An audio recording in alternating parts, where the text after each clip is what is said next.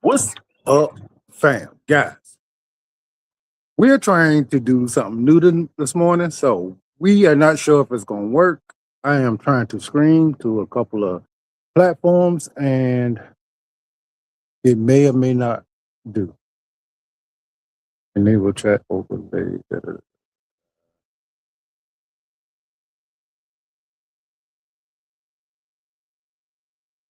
So, guys, when you come in, speak. Let us know where you're coming from, and let me know if you can hear me. All right.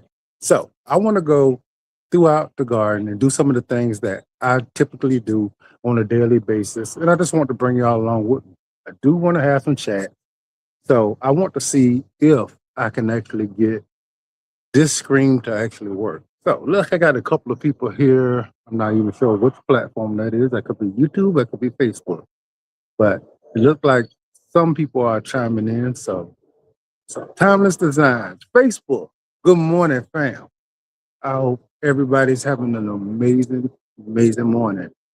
So I want to get some things together. I've been having a rough morning, but I do have some things out on the homestead that I need to take care of. And I was like, why not bring the family along with me? I want to do a couple of harvests, and I wanted to stream to multiple platforms, but these things haven't been working out for me real well. So let me run and do a couple of things, and I'll be right back. Gotta let my girls keep y'all company for just a second.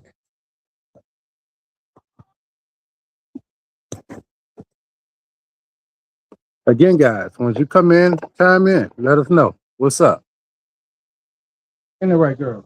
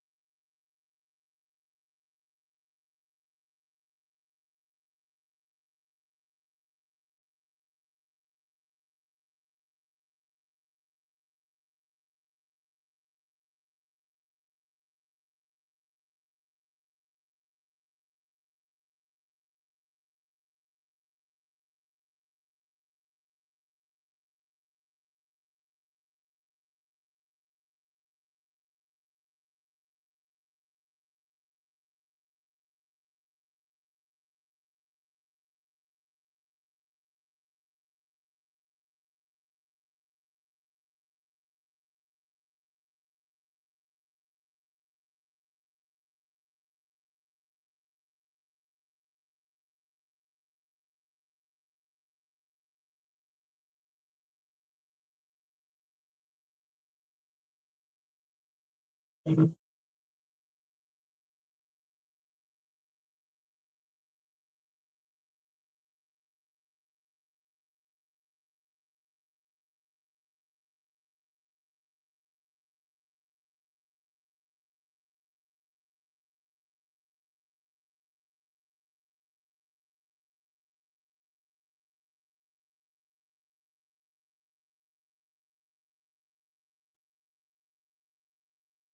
where did y'all go? Y'all ain't keep nobody company for me? So, fam, I am back. All right. So, if you're just coming in, welcome, welcome. I am Bobby. I'm your Sawyer brother. And I'm bringing y'all along with me while I do some of my little chores today. I want to have some conversations, guys. I want to talk and see what some people heads at, all right, with a lot of things that's happening in the world today. All right. So no disrespectful talk. So no being confrontational. But if a question is asked, I definitely would love for people to chime in the most respectful way possible. All right. So let me go get some eggs. So where's everybody at today? What's wrong with that? I need some food or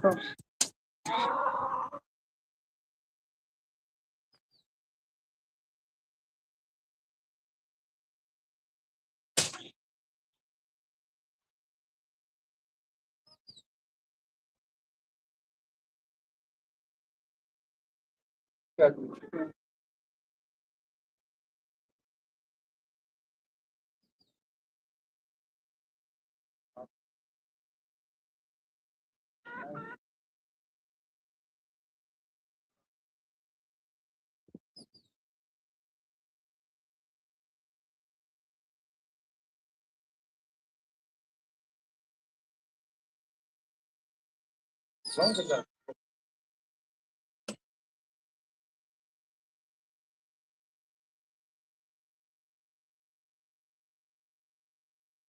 So they do have they have roots inside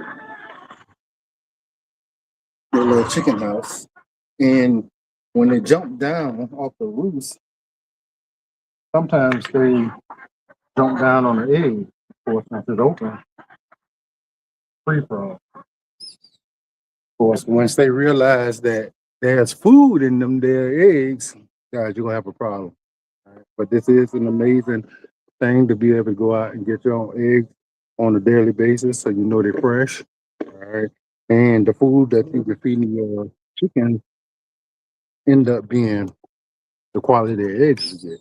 I know a lot of people don't think that. They think you could just put junk in and get good stuff out. I think that's not true at all. All right. So one of the things we definitely got to do this morning is we got to feed the girls. And I go around and I feed and water every.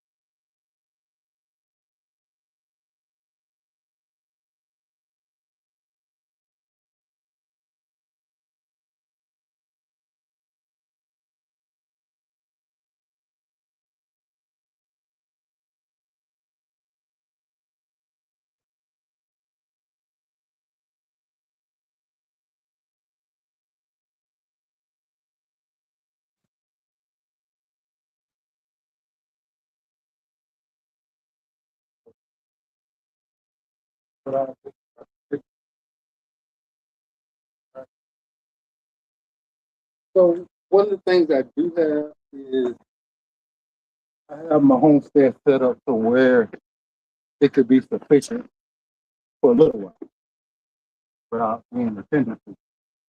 That means the animals get the water and the food that we need. They'll be all right. Now, as far as the harvesting is concerned, that's going to be an issue. So if you're going to be out here every day, the way I feed these chickens are not absolutely necessary. I got a big 5 gallon bucket. I fill it up. I got a tray at the bottom, and as they eat out the tray, it actually refills it. So that's gonna make you go through a lot of feed that you don't necessarily have to, but it works.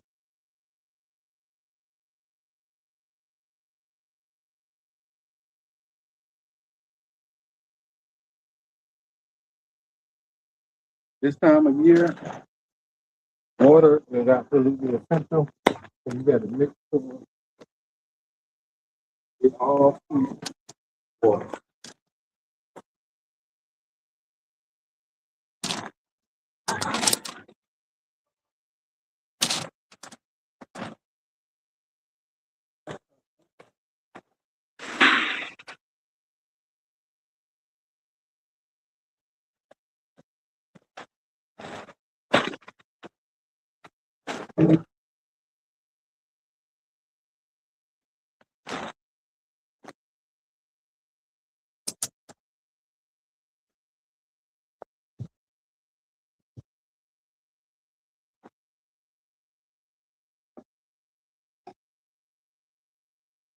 Try not to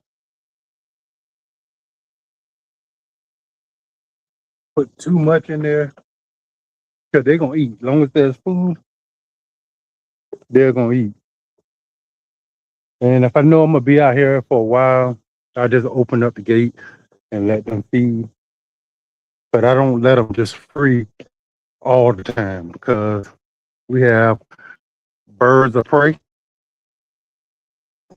and I don't want none of them to get scooped up. All right. So we have our bunnies over here, guys. This is another one of those paths that you have to stay on. Water is absolutely essential for your rabbits. Okay. Never let your rabbits go without water. They don't have no other way to cool themselves off. They don't have sweat glands. They have to drink water.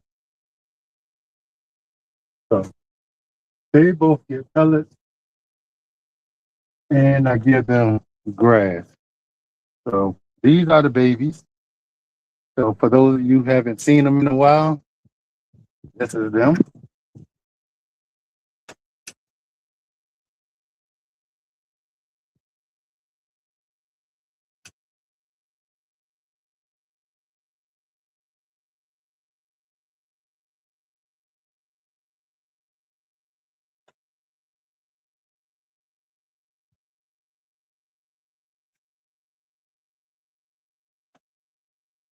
So this is what they look like now.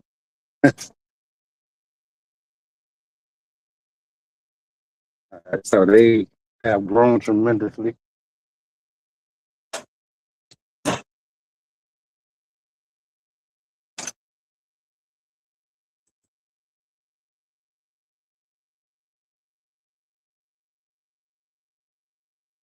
These are my grow pens, guys. So these two pens over here are where all my smaller bunnies are going to be. I am going to sex them shortly so I can figure out who I'm going to keep. All right, so I do want to keep a male and a female out of this bunch and add them to the breeding program. All right, so I have I already got, well, 5 adults. And I put one of my females in there with my buck yesterday, which I meant to take her out yesterday, but I did not. So she should be good and pregnant. So I'm already in the process of breeding them. One of my does are already had bred, so she should be on the way. And in 30 days, I should be having some more babies. All right. So when she have her babies, at least 2 days later, the other one should be having her baby. All right. So I want to breed them around the same time just in case I have a problem. And so one of the mothers can take care of all the babies if necessary. But um, by the time they finish raising those babies, I should be ready to process whatever I need to process on the other ones that's in the grow out pen. And then I could transfer them over and allow them to go out. All right. So my goal is to go ahead and get enough meat in the freezer. And so let me have her. I'm gonna get you some food in there. I gotta get her. All right, guys. So this thumper here, that's my buck. He's friendly. He's one of the first rabbits I ever had. You know, my other first ones are no longer with us. So he's been a great buck, but I'm ready to replace him. And I'm gonna replace them with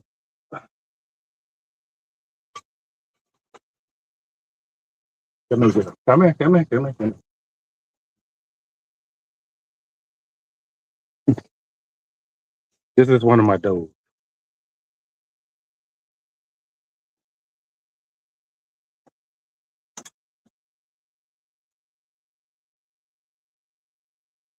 Let me get you something.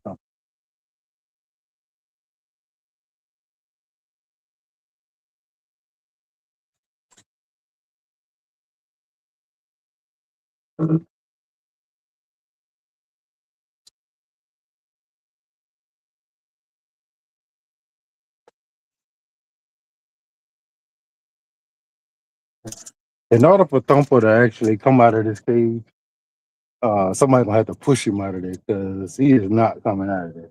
You know, even if he did, he wouldn't go nowhere. He'll sit right there up underneath the cage and wait for you to come and put him back in. I can't say that about my females because they both have gotten out before and I have caught it. So, those of you who was around when these babies was born, you know, for transparency, the cage was left open one night by mistake, and I lost a couple of them. Mom was also gone,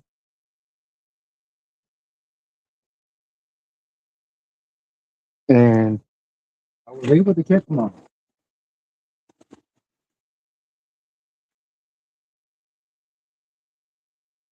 The baby saw him for a couple of days. They was running. Now I don't see him. So my assumption is some birds of prey had made them dinner.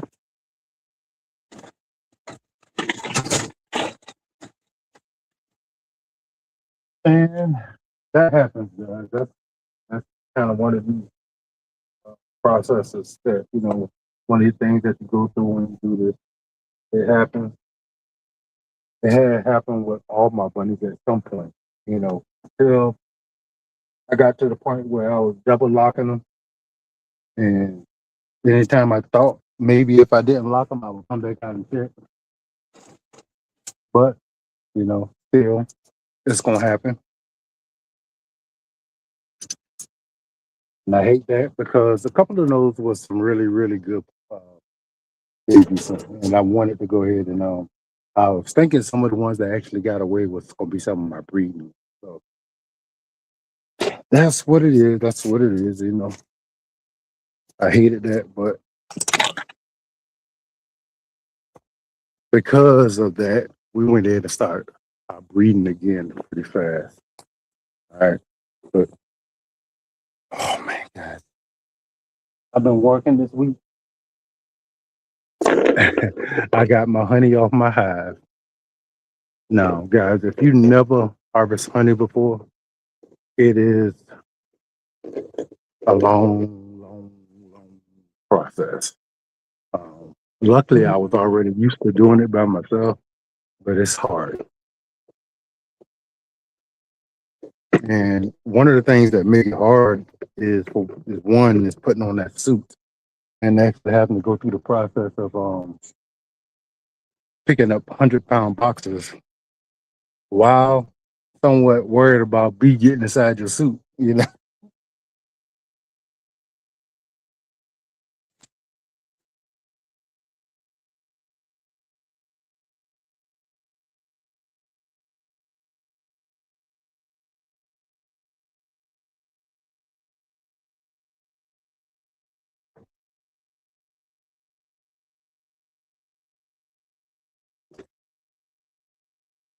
All right, fam. So here we are over at one of the gardens, and man, everything has been doing amazing. I cannot complain. Bugs have been doing what bugs do, but I think I got them under control. Right. So one of the things I told y'all about is DE. One of the reasons people may be turned off about DE is because it's not going to automatically take away, kill any bugs that you have going at the time. And, but one thing you do is it allows you to get rid of the life cycle. So if you start it early enough, when the adult bugs get on there, it'll go ahead and start taking them out. All right. They may damage some things at first, but they won't be able to reproduce. That's when you typically have your biggest problem is when the eggs hatch or the babies come, then now you got a bunch of them on your fruits and vegetables. So if you go ahead and eliminate that problem right then early, no babies, or the babies don't get the size, and you don't have that life cycle. Once your plants start getting infested with certain kind of bugs, that's where they live. That's where they're gonna continue to come. That's where they're gonna continue to eat. And now you got to deal with them all year long. All right.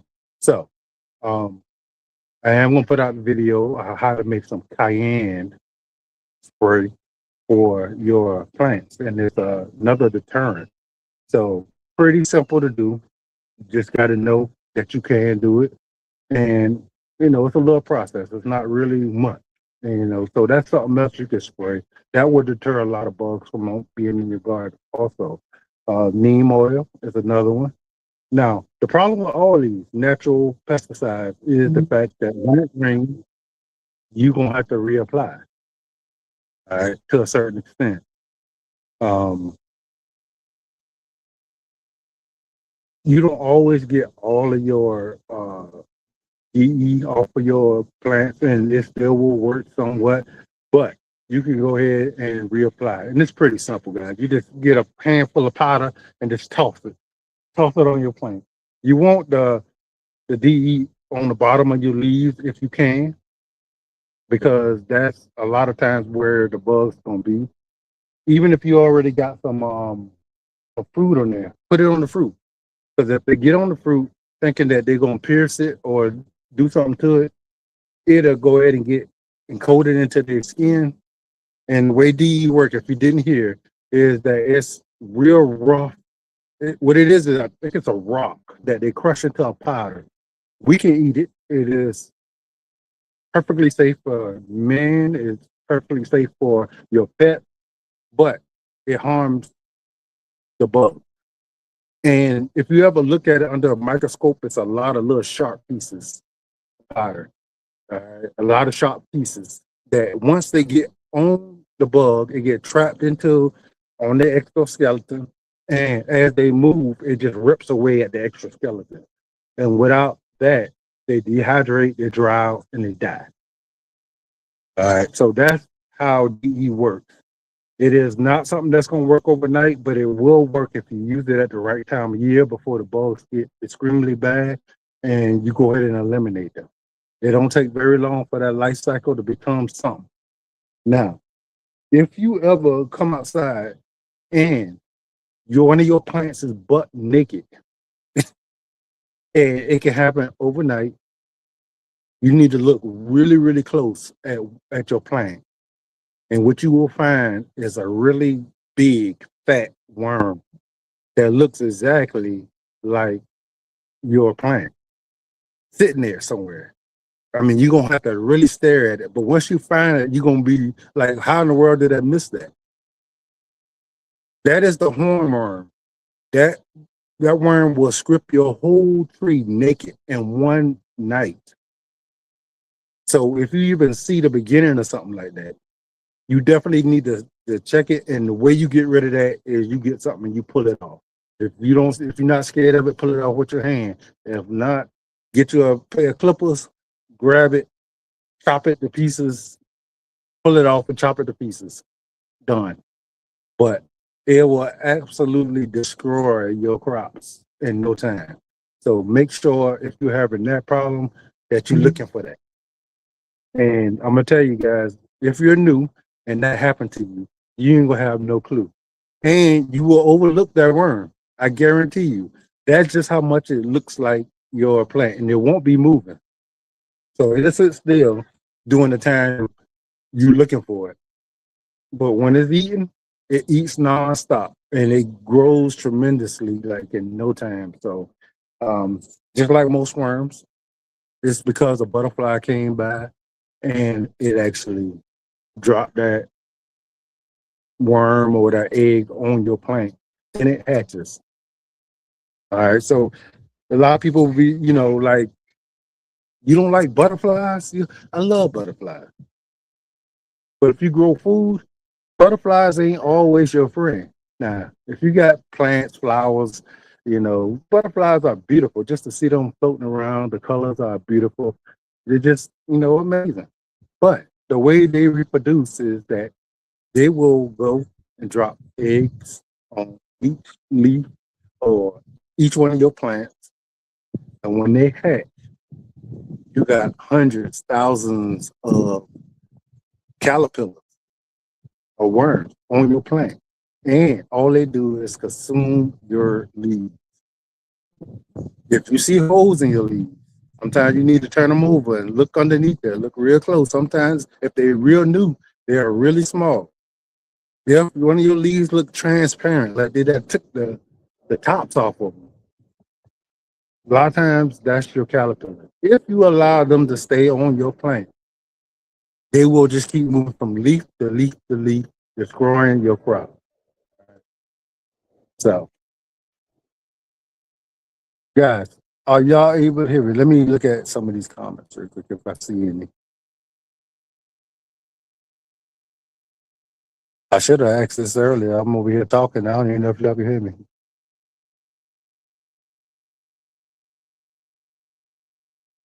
Sharia, can you hear me? Am I sounding all right? Want to say hello, can't stay, just wanted to. I appreciate you coming in, man.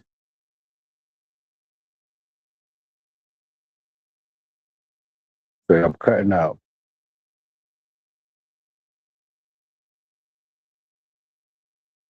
So, timeless designs, I know you can hear me. Let's see what we got. Let me see if I can take this Wi-Fi off. See if that'll help. And this may end the live. I don't know, guys, but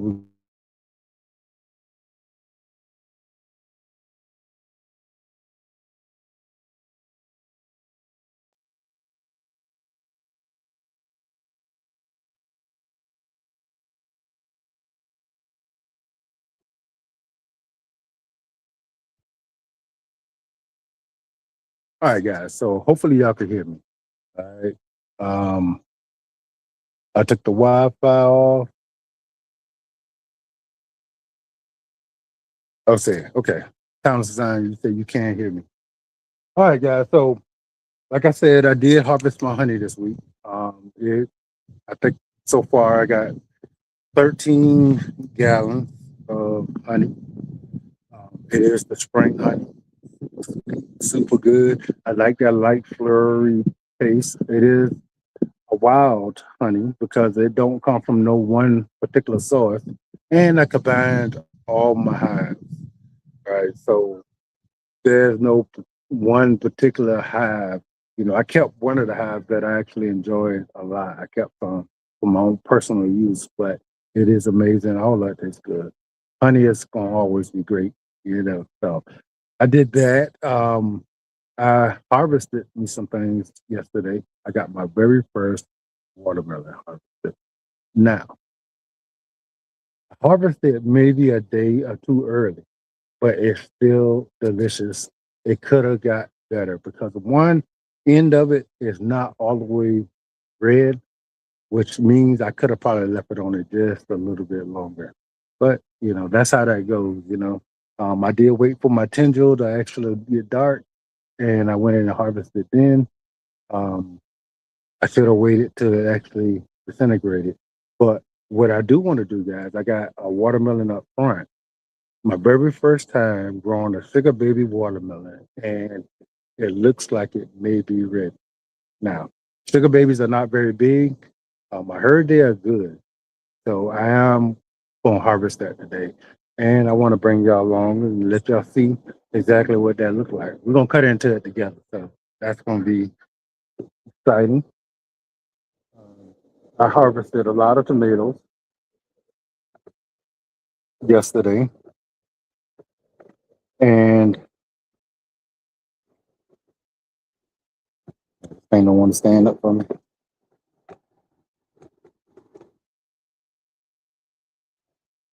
Um, we still got a lot more.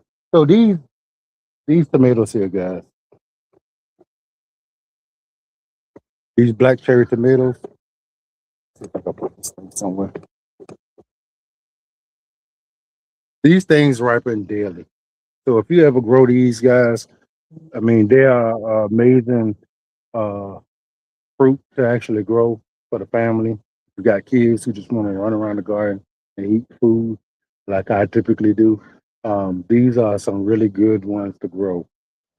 Cherry tomatoes altogether are really, really good. But the varieties, all of them taste a little bit different, different sweetness, different acidity, and black cherry is a really good one. So, like I told you guys, I'm not a tomato eater. So these are a little different. So we're gonna go ahead and get what we can off today. Is anybody growing cherry tomatoes? If so, what variety do you recommend? Because I know this is a common thing for some people because we do cherry tomatoes. I don't typically grow 'em, but I took the suggestion of some people and I decided to grow the black cherry tomato just off a recommendation. And if y'all can recommend another variety,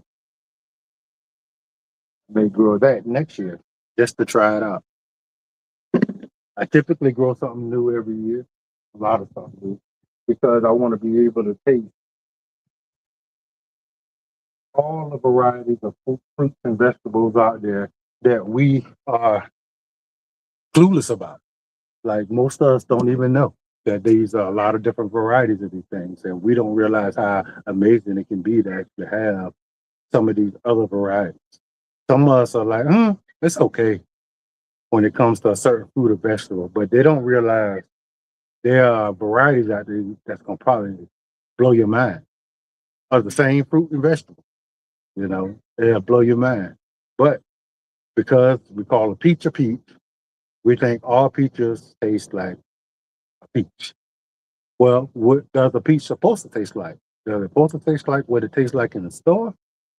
Or does it supposed to taste like something else? And we've been conditioned to think that a peach is supposed to be somewhat bland, you know, just not all that appealing, somewhat good, but not that good. Are we made to believe that that's the way it's supposed to taste?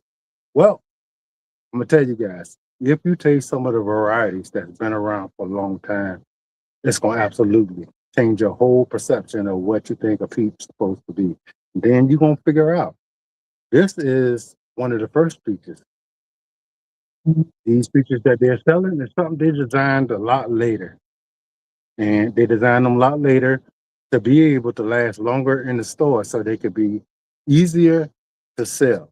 They can be bigger, they can be prettier, they will be blander or less nutrients, less sugars. They just won't be as good. And that's one of the things you find out as you start growing and experimenting and learning about our foods, guys. So it's all one of those things that you evolve into as you go along in this thing.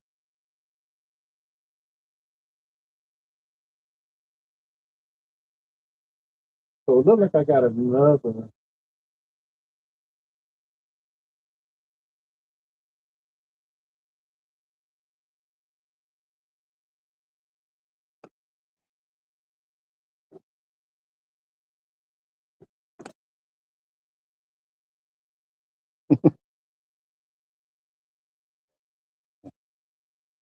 You got another pair of quite a few of these guys.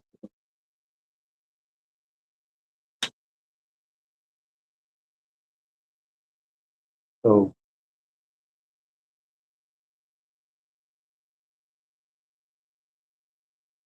guys, absolutely beautiful.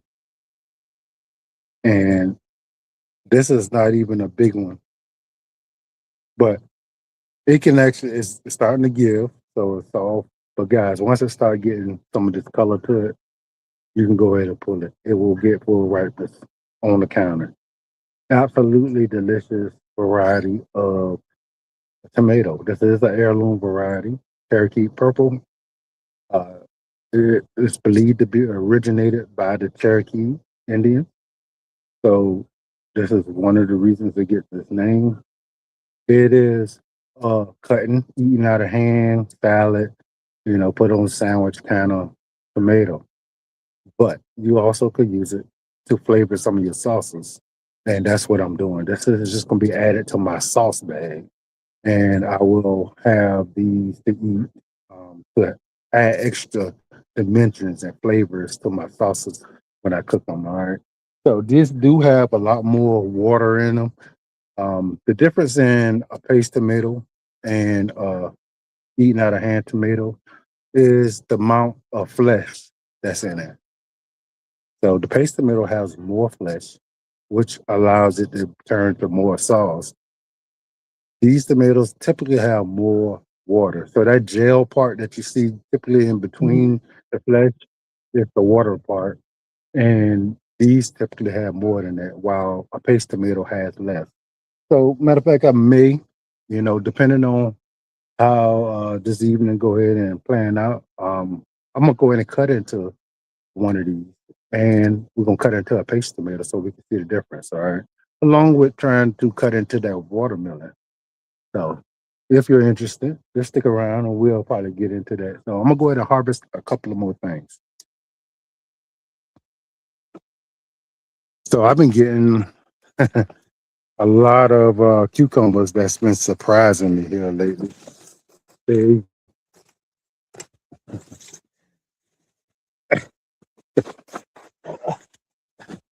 so I just walked through there yesterday and I did not have that problem. But that's just how fast the garden grew up. Guys, can you believe? I mean, to the ones who was here this spring before I started all this, get y'all out of this. The difference in my garden. Like it's absolutely night and day when it comes to um how it looks.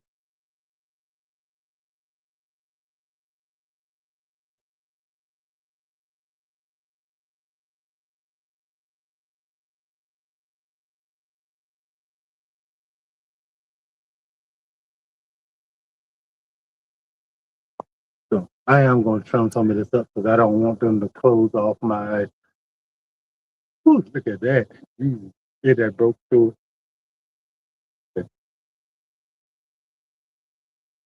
Yeah. So guys, I do have a few different kinds of cantaloupe. Of course, I didn't label none of them, so they're just growing however they want to, whenever they want to. And I have a lot of them growing. So what I did is actually try to bag up some of my tomato, my cantaloupe, just so nothing don't damage them.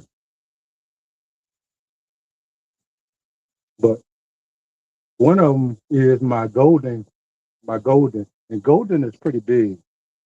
So I'm working on this, guys. I'm working on getting my getting my stuff harvested before they get too big. They still been pretty good, but of course, um, they're better when they're a little smaller. So again, guys, these are the burplets.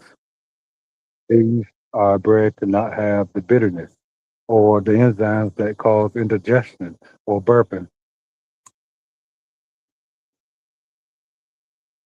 Yeah, they're good. You know, I do want to soak some of these in some vinegar, salt, pepper, whatever, just to have them as a snack. So they grow really fast. Like yesterday, none of these was big enough to go ahead and harvest. And today, there are 10. It looks like there's a bunch of them. And I can almost guarantee you that I'm going to miss some.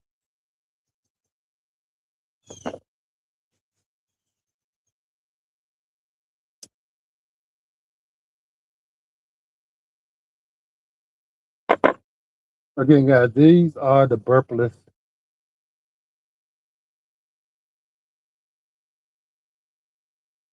cucumbers.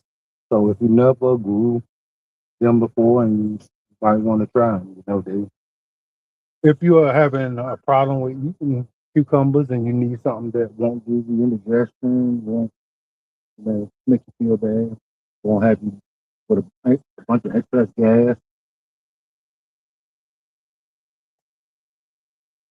this is what this variety is for.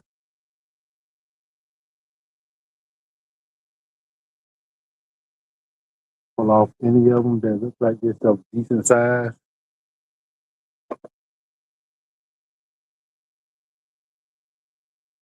And I don't know if any of y'all been around and saw when I grew the golden melon. Them things get absolutely humongous. Well, well, that's one thing I hadn't figured out of how to turn this thing around. Well, anyway, this is one of them. All right. So as you can see, I got it in a bag, but it is broken through the bag. I do have it tied up there to the top of the cattle panel. So hopefully that'll help support the weight, no matter how big it get. It's not going to stop anything from being able to damage it, unfortunately, if that's what something decide to do. All right. This is another melon. I want to say that's the Royal. I think that's the name of it, the Royal. And as you can see, it is pretty large also, but not nearly as large as the other one. But I do have melons growing. Some are everywhere.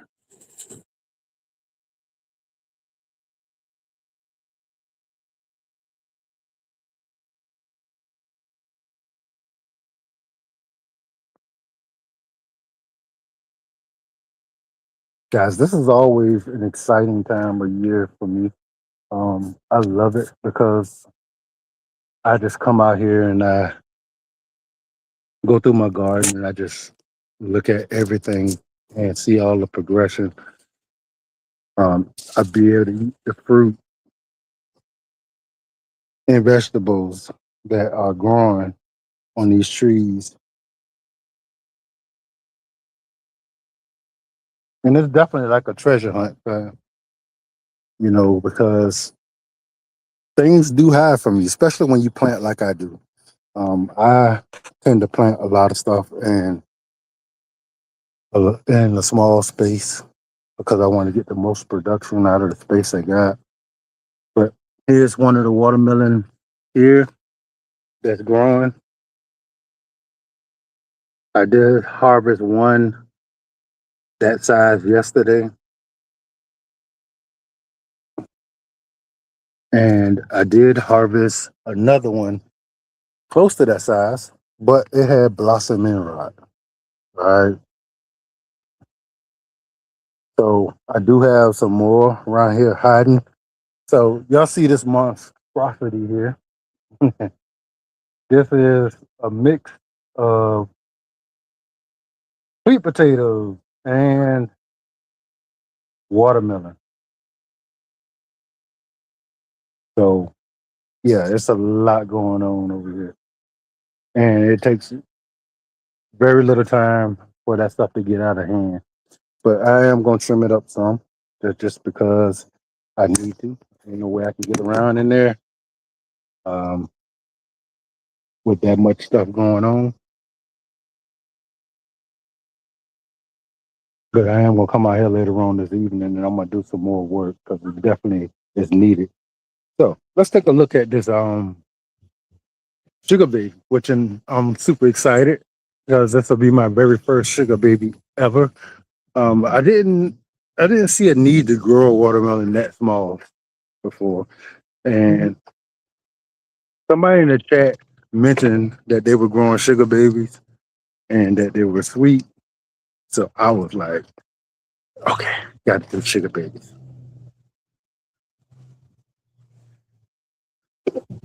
So let's see if we can see this thing.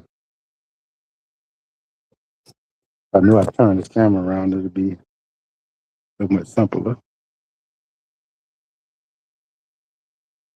but I do not.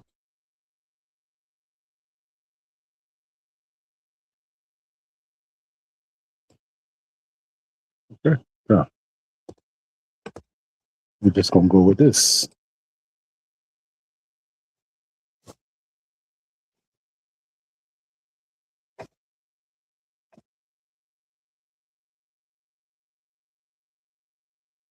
So I got all kind of grasses growing up in between my watermelon, which is hiding them a little bit. But thing about the sugar babies is that they are way darker green, so they're easy to keep an eye on than some of the other watermelons that I grow. So this one here, it is it should be ready, but I don't know. I do have Angel that's not. Let's see, thing is not cooperating with me today. Uh,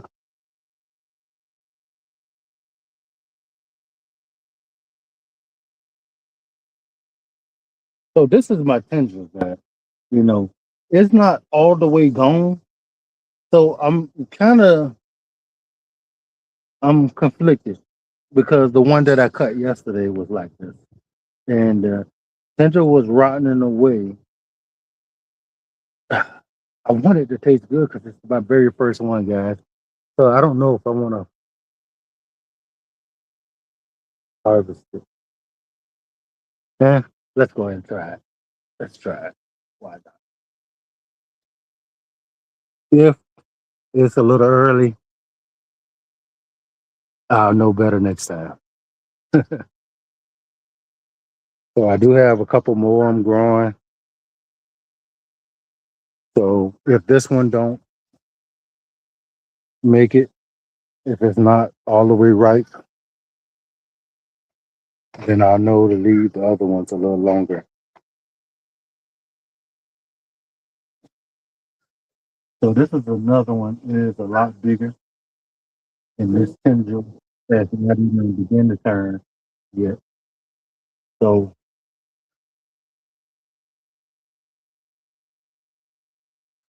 so anybody growing a sugar baby, give me some advice on whether or not I did this too early or not.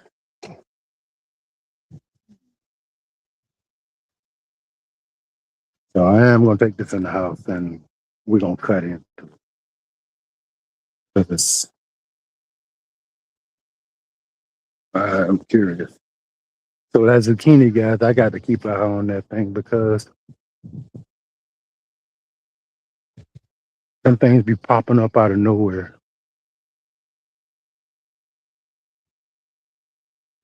Even though it's late, guys, this is my peach tree, and my peaches are still on it.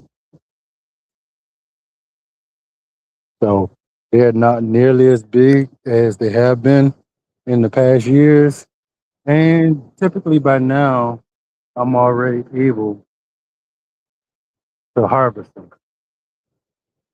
I got a neighbor down the road, me and him harvested at a similar time last year. His is already ripened and already harvested. So one thing I did do this year that I have to do better with is um, I didn't prune it sooner. So it put a lot of energy into producing limbs and leaves, and that took away from the fruit production and took away from the fruit ripening. So lesson learned. So make sure, guys, if you're growing something like a peach, find out the right time of year and prune it, which will be shortly after um, they fruit. Just go ahead and prune them back. That way they can go ahead and develop the fruit and buds for the year next year, and they're not putting so much energy into growing that big. All right. So my neighbor, this tree is no bigger than what it was last year. This tree was so heavy that it was almost laying over because it was so much. It was full of fruit. I had more fruit on this tree last year than I have this year, and this tree is twice the size. So if you're growing peaches and you're starting to grow them, and just make sure you keep your tree pruned. All right? Don't prune it during the time of year where it's producing fruit, but prune it prior to the year before and get rid of some of that growth. All right. So I did that with my nectarine tree because I learned from that. I also have three other peach trees over here, all of them different varieties. Um, only another one has any peaches on it, but I will keep them all pruned down, because I learned that lesson. So hopefully you learn from me.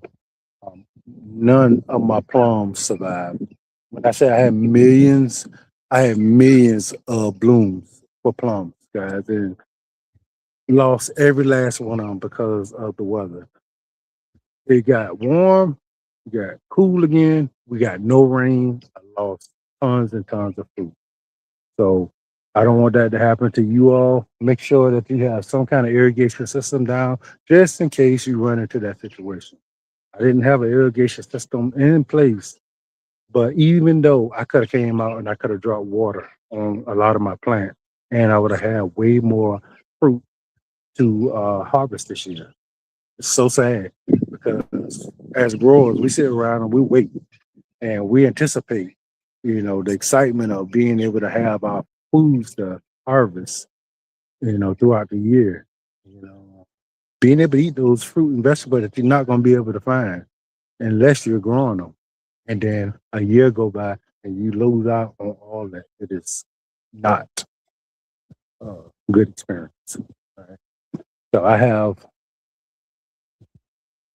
my even my bananas, guys. Now, let me show you these things. they're nowhere near where they should be. Typically, my trees are full grown by now, and some of them are fruiting. But this has been one of those off years. It's actually been one of the worst years so far in my banana growing.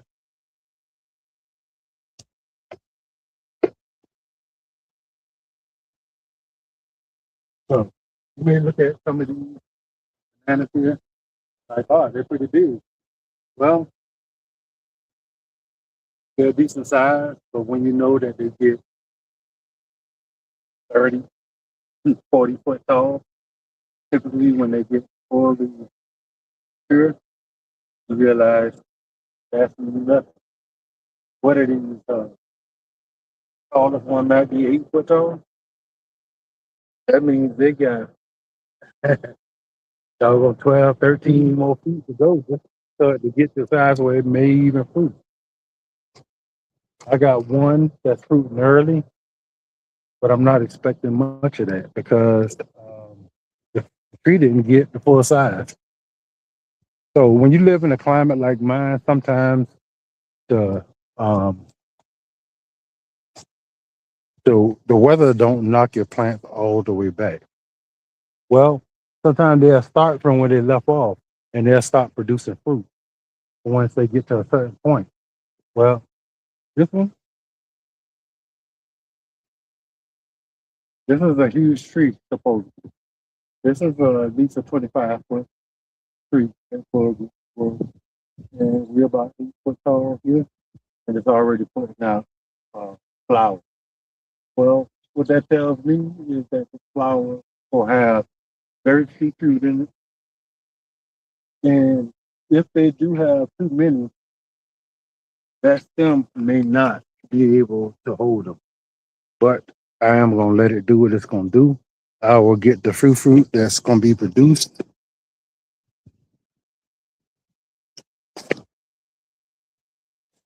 And if you've never seen a banana flower, that is what it looks like.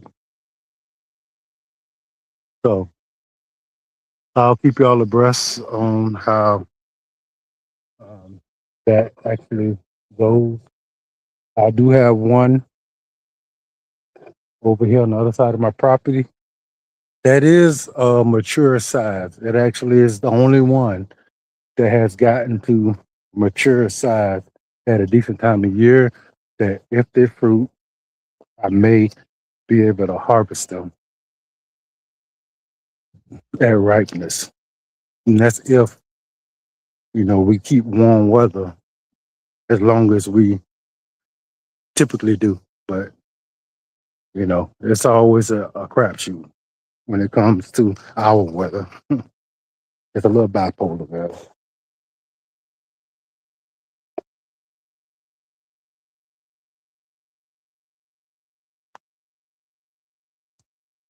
Okay, this one is my Cavendish. Now, it is at full fruit size. And if it actually fruit, when it fruits, it's going to fruit soon. It's going to actually put out a good bit of bananas. Now, this particular plant, just like the rest of them, grew almost from the ground up this spring. So they grow really, really fast. They might have been cut about right here. When it grew from there to here. So with bananas, they are really, really ferocious feeders. If you feed them enough and you give them enough water, you will get fruit. And if you don't feed them, you will eventually get fruit. When? That's unknown. And how many? How big? What's the quality of the fruit? That's something that's going to be unknown also. So if you grow on bananas and you want to be able to get a nice harvest of bananas and you want to get them when you're supposed to get them, you're going to have to feed them like crazy. And you're going to, sorry, brother, what that look like? Well, you can grow them in a whole bunch of organic material that will actually help. But make no mistake about it, bananas feed so much that you're gonna have to use some kind of pelletized feed in order to give them enough. All right, so you're gonna have to keep them cut back a little bit so you can actually have enough feed to feed them so they can get a good production of bananas. Now, bananas grow from pup. So if you know somebody who's growing some and you want to grow some, all these little babies here is what you're gonna need to start a new banana plant. Well, what I've been doing, I've been letting these things grow, like just make big clumps. And I just was feeding them as much as I needed to feed them in order to get them to be satisfied. And then I will get multiple bunches of bananas. Well, the problem I'm finding with that now is the fact that when they die back, when it's colder, they just look bad. And it takes a tremendous amount of work to clean them up. All right. So having enough space to where you can have a big old compost pile is going to be absolutely essential if you decide to go that way. So me cutting this back from going from probably 15 trees in this one clump to 3, well, it's going to keep on trying to produce more babies. So every week I'm removing these, you know, of course, I don't have my channel anymore, my other channel, so I don't have people interested in buying them like they used to, but I will start keeping them a little bit more once, the channel actually grows and becomes what it needs to be. And, I share them with others, but, they are a real exciting type of banana fruit to grow. They're real exotic. It's real different. Once people realize you can grow bananas and they see them growing and you show everybody is amazed because most people don't even know that it's possible. I've been in banana groups. Like I've been growing these things for over, I don't know, 25 years. And I've been in groups where people from all over the country are growing bananas. And if you ask them, can you grow them? The thing is, guys, it depends on where you live. You're going to have to do what's necessary. So I seen people up north dig up one of these huge trees, wrap it up, put it inside they crawl spaces, garages, their attics, someplace where they can keep it from freezing. And then first spring, they bring them out, put them back in the ground, and allow them to continue to grow. And they get success. It is a lot of work if you don't live in a tropical or a warm enough subtropical area. But it is so rewarding. It's an amazing thing. And when I tell a lot of people that there are so many different varieties and different tastes to your bananas, well, only thing people know, just like most of the fruits and vegetables, is the banana that they can buy at the grocery store. But people are mind blown when I said you can get, you know, ice cream banana that's extra vanilla, and you can get a tree that tastes like raspberry or strawberries and banana mix, uh, a tree that tastes like apples and bananas mix. I tell them that super sweet, like dangerously sweet bananas. Some of them are so much more creamier than the ones you could buy at the grocery store. Some of them got more bite. So where they're a little tougher than the ones in the grocery store. I think most of the ones you grow are way superior to the grocery store banana. But just like all the rest of your fruits and vegetables, they are produced because they will last longer. They have less disease problems. They ship better. You're not going to taste all these amazing tasting bananas out of your grocery store because they don't ship as well. So it's not profitable. That's the same thing with all your other fruits and vegetables. If it's not profitable, guys, you're not going to have the opportunity to try to enjoy them unless you grow them or you know somebody who's growing them. So, I say everybody should get out of their little bubble of what society is telling you that things are and realize they're not. We are made to believe whatever it is that the people in power want us to believe. If you're not an independent thinker, you're bending to the will of the people that profiting off of you. You're nothing but a bottom line to the people of power. If you don't believe that, then um, you're truly mistaken. I'm telling you. Like, you mean absolutely nothing to them except for what you can actually provide for them. So that requires you to actually look out for yourself and your family and your community, and y'all come together and actually do what's necessary to make things better for you all. If you sitting here waiting for the people in power to improve your situation, improve your surroundings. What did I put that watermelon down at? I'm bad with that, guys. I just be sitting stuff down and walking away. But I know I put it down somewhere. I was talking about something. I think one of the things that I actually really can't stand is the fact that how they play with the minds of the community. How they systematically just tearing down communities and families and relationships, trying to play everybody against each other. You know, if you don't think it's on purpose that we are pitted against each other based off our colors, off our race, off our sex. Yeah, sex is like ridiculous, you know, because if you pitting man against woman, that means no kids. If there are kids, that means there's no family, you know. With no family, guy, we got chaos. And now they making people believe that you don't need family. You could just do it all on your own. You know, you could do better without family. You know, that is so sad. There we go. There go my watermelon. It's so sad that they are doing this, and they are doing it. This is not. If you think that you are actually the one that's actually making these decisions, they're purposely putting this kind of stuff in your face just so you can actually internalize it. You know, like, why would it be okay to tell uh, if you're heterosexual? Why would you tell people that they don't need the other sex?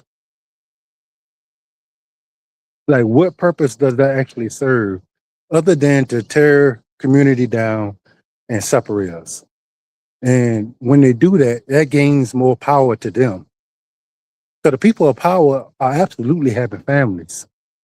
It's just what they're selling to us is no families, which divides us, which tears down the community and gives greater power to the people in power, and they bring everybody else down further while making us think we actually doing better.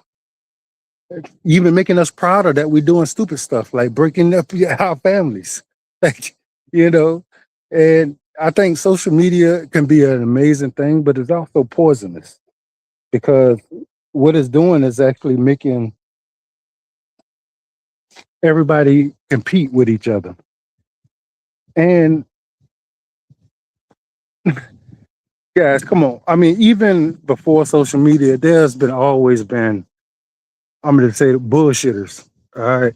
There's always been bullshitters. And now they get to reach out to the masses. And guess what they're doing? They're doing what they do. Right. And because now they got us to where we want to compete with each other about who got it better, who's looking good and who's not, who's valuable, who's not. Like, that is so stupid. Who's valuable to you is the person that's in your life that's actually helping you go through life, not the person that you see on social media who look like they living a great life, and you think that you need to compare your life to theirs. To me, that is absolutely it's maddening, actually. You know, because if you can't see where that's headed, if you got kids and you got grandkids, and these people are making you believe that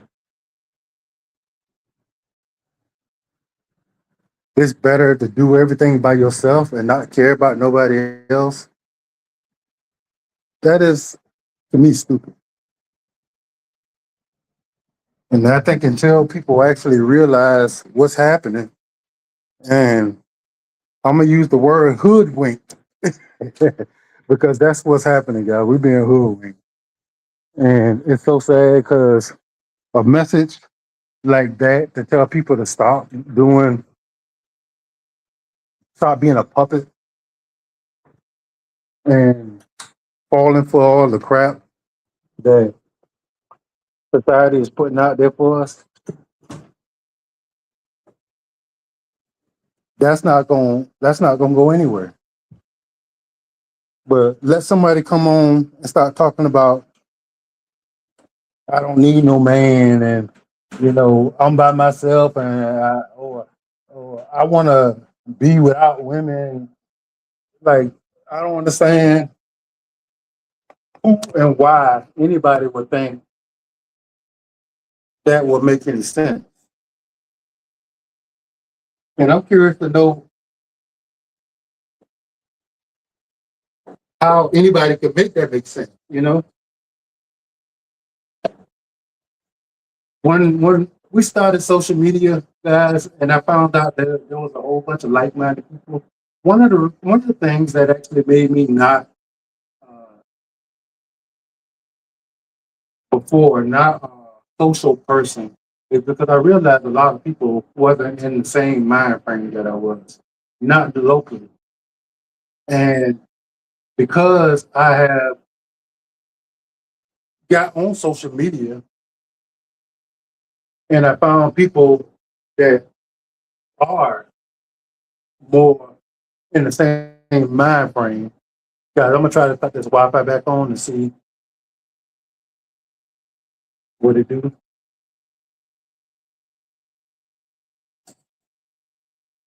Maybe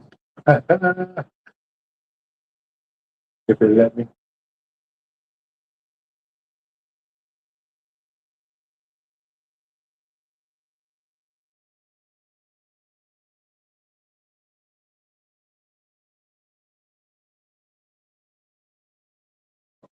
I gotta get that back on.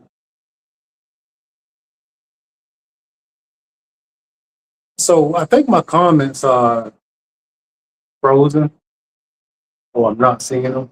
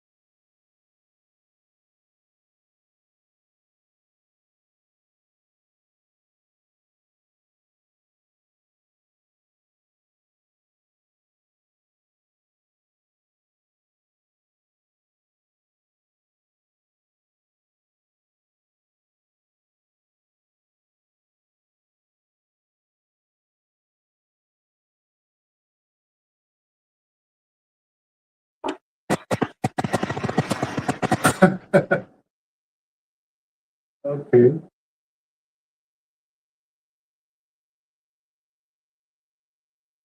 So I think I'm back, guys. So I was trying to see if I could get comments, but I think nobody just comment. But I would definitely like to hear, you know, some of the thoughts. I know people are just hanging out, but I want to have the conversation, guys. If we're not having it today, I'm going to have it. I want to have this conversation. You know, is there a community where you are? Hey, Timeless Design, can you hear me now? Can you see me?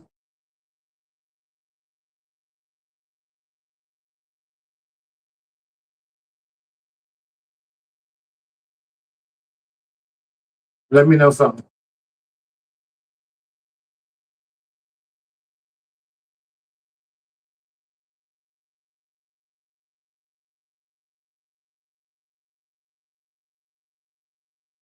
Can you hear me? Okay, great, great, great. All right, guys. So, like I said, guys, I definitely want to hear, what is it like where you are? I mean, is it so divisive? I mean, are we having families? Yes, Mama, I can see it. I appreciate you. Definitely appreciate you.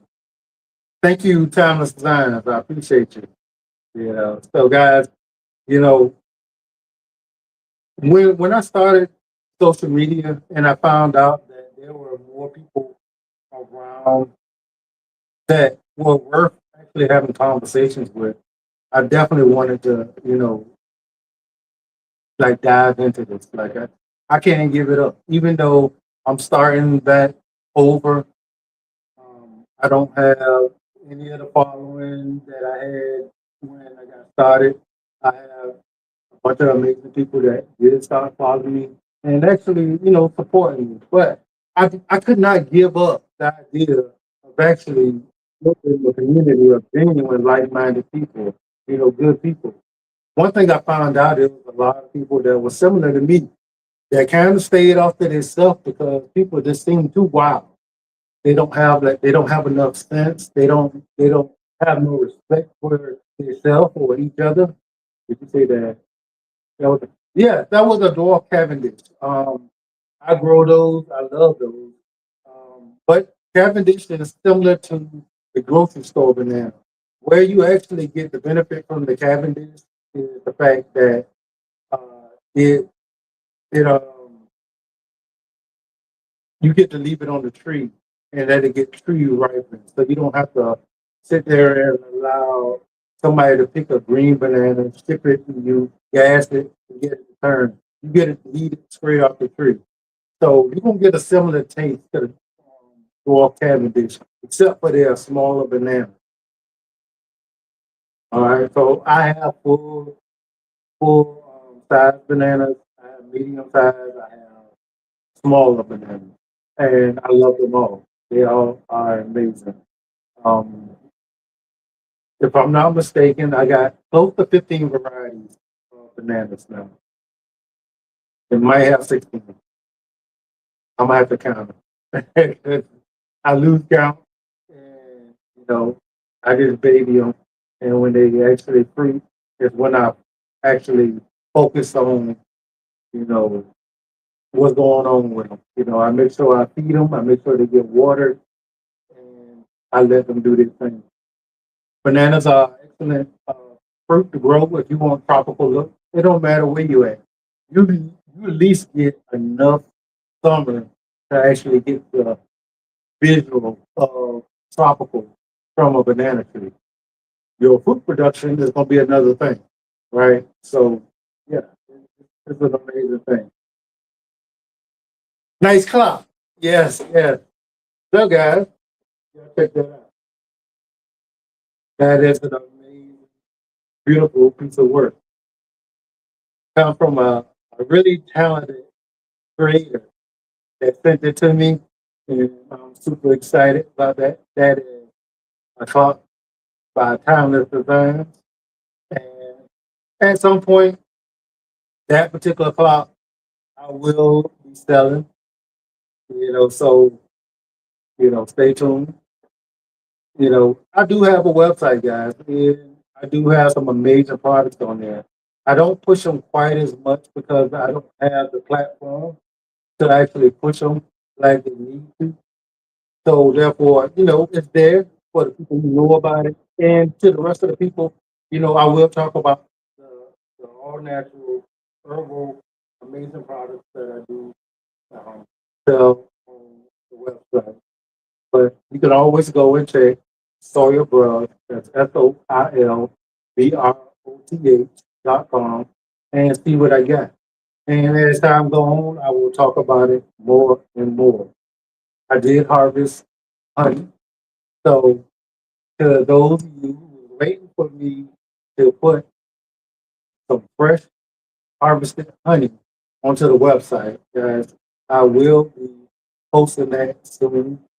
I need a break because I got the bottle and that stuff up, So therefore, I need some time to go ahead and get into the process of that. Um, but I'm kind of burnt right now with the honey. I want to leave the honey alone for me. And then we're gonna go ahead and put it for sale on the website. So guys, make sure you get it. I got 13 guys. Once it's gone, it's gone. And, that's gonna be it until I decide to harvest some more. Probably do another harvest this fall. That's gonna depend on what the bees do. But yeah, when it came down to community and like-minded people, when we brought people together, when we were doing our expo, to find all the people that came together that kind of kept off to themselves was was amazing, you know, and to see them actually come out of a shell and start relating to the other people that were just like them around them was like I was sold. Like this is what I'm gonna do, regardless of whether or not I get to the point of success that I once did. I'ma still have these conversations. I'ma still talk about me growing, me doing, because I know that there's some people out there that's actually looking for it, And I might be the person that can actually relate it best to them. And I know that now. And so I'm here for the long haul, guys. I'm gonna ride this thing out. And as time goes on, I'm gonna progress. I'm gonna get better at what I do, and I'm gonna do more of it. You know, Going from it being what I primarily done, so I was able to put more time and effort into, to now I have to actually pay my bills, so I have to work and do it. I'm willing to do it, guys. No problem. I'm gonna get it done, you know. And if it takes another 5 years, it's just gonna have to take another 5 years,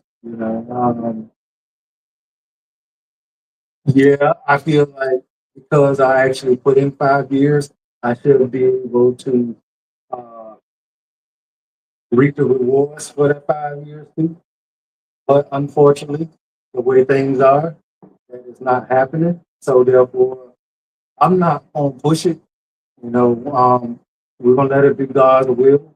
If He decided I didn't deserve, or didn't need, or none of that was mine, then I guess it was.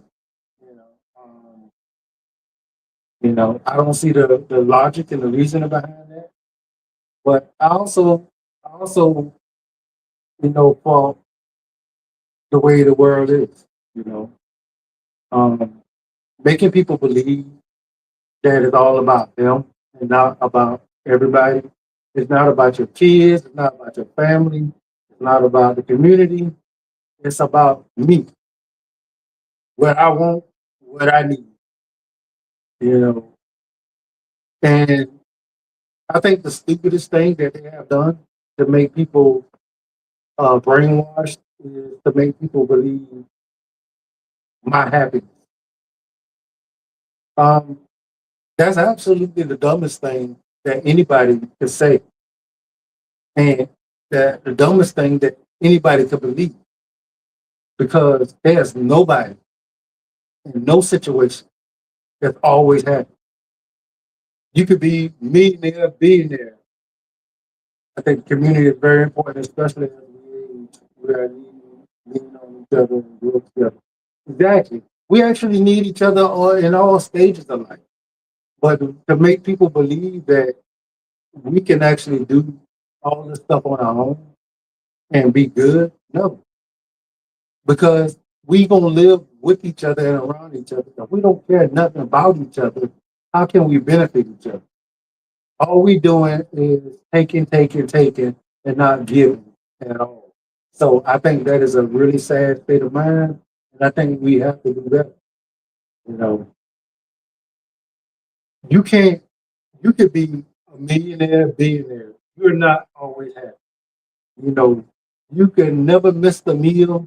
You can have people loving you to death. You know, you can have all the fame in the world. You are still never always happy. So I think the greatest scheme that they have pulled on everybody is about your happiness. Because if you actually paid attention to anything, guys, you will be happy. And then you're not. Then you'll be happy again. And nothing changed except for the day. You know. So to sit there and make a lifelong decision, talking about happiness based off of how you feel right now is absolutely silly. Now, if you're in danger, one thing, you know, if you're, you know, life or death, that's one thing. But if you're actually talking about whether or not you're feeling a certain way at a particular time, if you can't make yourself understand that that's just temporary, like you have bigger problems than anybody that you're around because those are your issues. Those are not the issues of the people around you. You know, I know everybody heard. It's not up to nobody to make you happy. Your happiness is in your hands. And if you looking at things in a way that's actually not going to be beneficial to you, then yeah, you know, you are sabotaging yourself because there's always a brighter side to whatever it is you're going through. And if you're not willing to look at it, then yeah, you're just not. You know, you need to check yourself. You need to check yourself. You know, me being in law enforcement at one point and seeing the real struggles that people go through, me being in law enforcement and see the lives that people are living, there are people that look like everything is in check, and they absolutely are going through it. While somebody who got their life in check, who looking at them thinking that their life is better, and you are actually damaging your life based off of what you believe their life is. If you think there's any relationship, anything that's going on where there's not some issues, then you're not the brightest person. There's issues in every situation. And the way you look at it is the only thing that's gonna matter to whether or not you see it that way. The way your mind works, you know, if you always looking at the negative, if you're always trying to dwell on the negative, you're never gonna see the positive in anything. You know, oh, I just won $1 million, but all those taxes is gonna be crazy. Like I don't, you know, man, I can't believe I don't have to pay all those taxes. I won $1 million. Like you got $1 million. Like why are you worrying about some of that gonna be gone? You ain't did that for it. You just got it. But some people can't make themselves see that.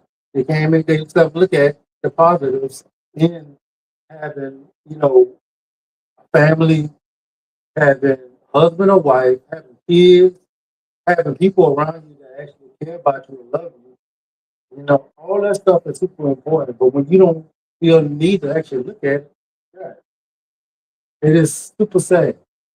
And I think that, you know, until we can actually get to a mind frame to where we believe that, you know, what we got is enough, stop looking at this thing here and judging our life on the lies that people tell. Let me tell you what I have learned.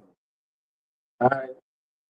simply because I was in a place where we were somewhat successful. Well, we were successful, probably in the half a percentile when it came to social media. All right, because of the influence we had and because of the amount of money that was generated from that influence, we were in like the half percentile. And just to even show you what that means, probably less than 15% of people that's content creators on social media even make money. 15%, guys. And probably close to 5% actually make a living off of this thing. And like I said, half percentile actually are wealthy from this thing.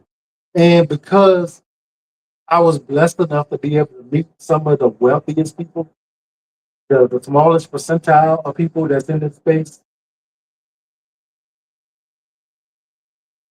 you'll never know. You'll never know that they're there. Only way you're gonna actually figure out that they got the money that they got or the wealth that they got is if you are aware of what property costs a certain place, what equipment costs, you know, what it costs to actually travel from here to there, do stuff. You can tell by that. They're not talking about how great they are, how much they got. They're not talking about, how how special they are because of the fact that they got what they got. These are the most nonchalant people.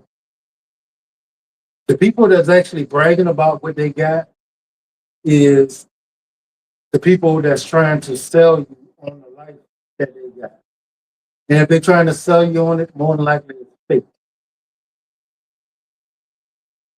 Why that's important? Because a lot of people trying to live up to what these people are trying to project.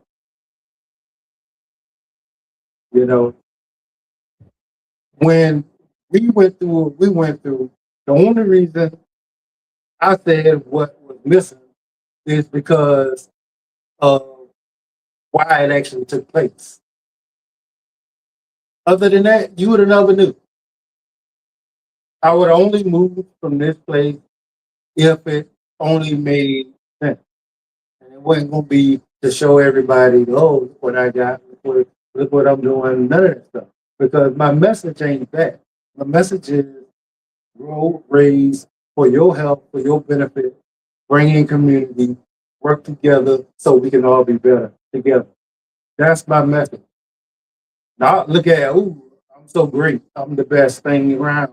If you need to try to be like me, or you don't need to do X, Y, and Z if you want to be valuable, no. And to sit around and tell people not to have families and not to have relationships and to, to dog the other sex is absolutely stupid. Absolutely stupid. Just like it is just as stupid to blame one a whole race of people for a problem that you had with a couple of people. That's so stupid, because my thinking was, and it always been this. If I'm not the same as every black person that's out there, there's no way that every white person, Hispanic person, Chinese person, anybody of any other race could be the same. You cannot judge who I am based off of, you know, uh, Lil Joe from off the corner. You can't judge who I am off of, you know, some black dude that got, 8 baby mamas, 12 kids, like not taken care of. You can't judge me for them. Can't judge me for somebody in prison. Can't judge me for just somebody that's ignorant. You can't judge me off of that. So if you can't judge me off of that, why can't I judge you off of somebody in your race that's not acting in a good way? That don't make no sense. So to actually know the person in particular, to know the person, that's going to actually tell you who and what you should think about that particular person, not because of their race. All right. So Again, guys, good morning. If you're here, this is my sugar baby. It's my very first sugar baby. I don't know if I cut it off good, but we're about to find out. I did cut a watermelon off yesterday. It was a little early. I wish I would have gave another day or two. Give me a second.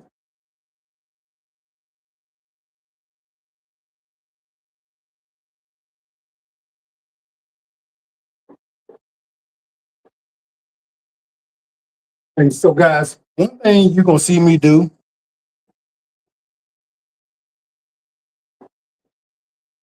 One thing you're gonna see me do, guys, is I'm gonna go live a lot more often because what I want to do is get more accustomed to talking on live. All right.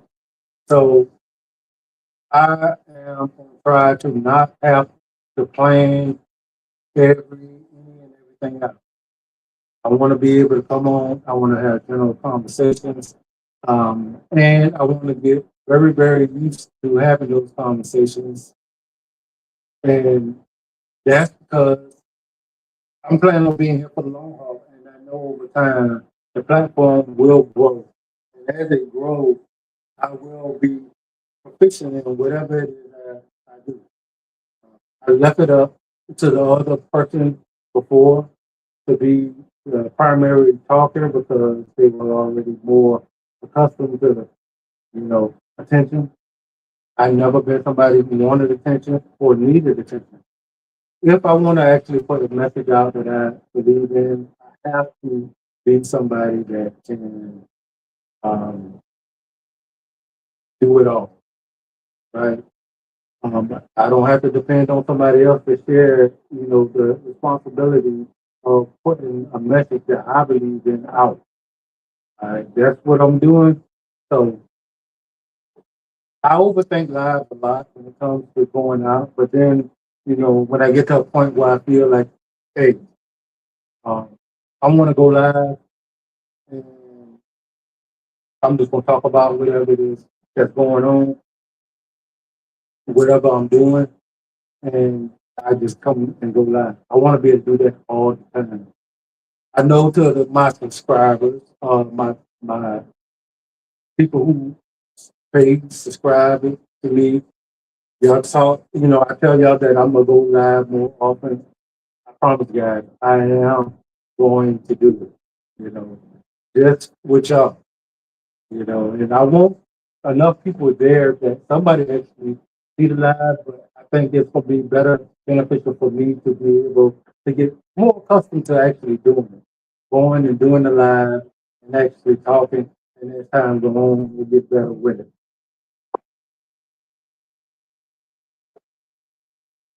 Well, thank you. I appreciate that. The time is done. Yes, yes, yes. So, guys, I'm still a little nervous. I still trying to procrastinate on whether or not I'm cutting into this watermelon because I don't want to be hurt that I cut it off too soon. But here we go.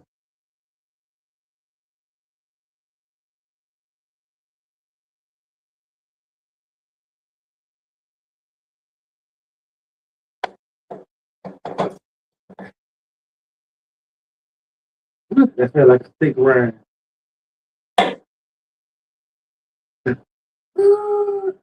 It's red, but it's a little pale.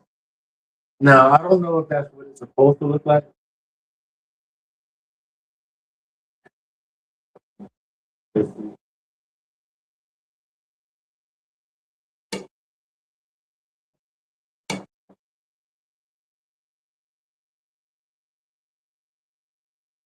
I don't know, guys.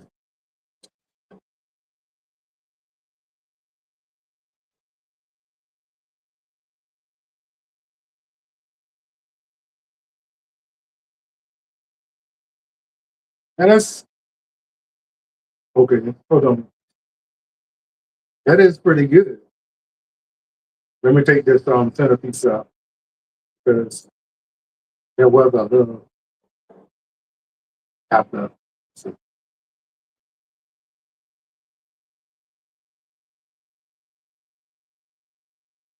Now, I'm sure that could be better. But that tastes really good. That's really good, yeah. Am I eating any seeds? But why am I not spitting seeds up? They're not soft. Yeah.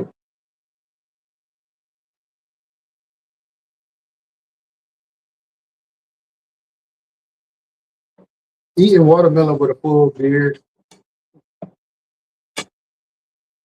but that is a thick rind. Jesus, that is a thick rind.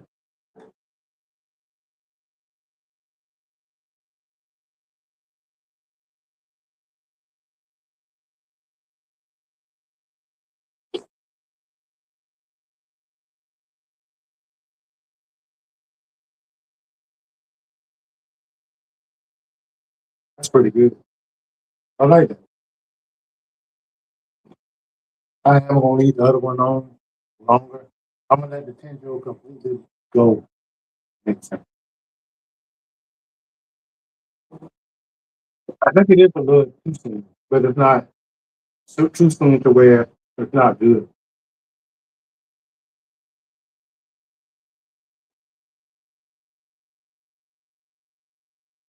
And it's good all the way down to the rind. So that's pretty cool. But I want that extreme sugarness from my watermelon. The one that I got yesterday was a little sweeter than this one, but I could tell it was gonna get sweeter because in different parts of the watermelon, it was super sweet. So I am eating the seeds.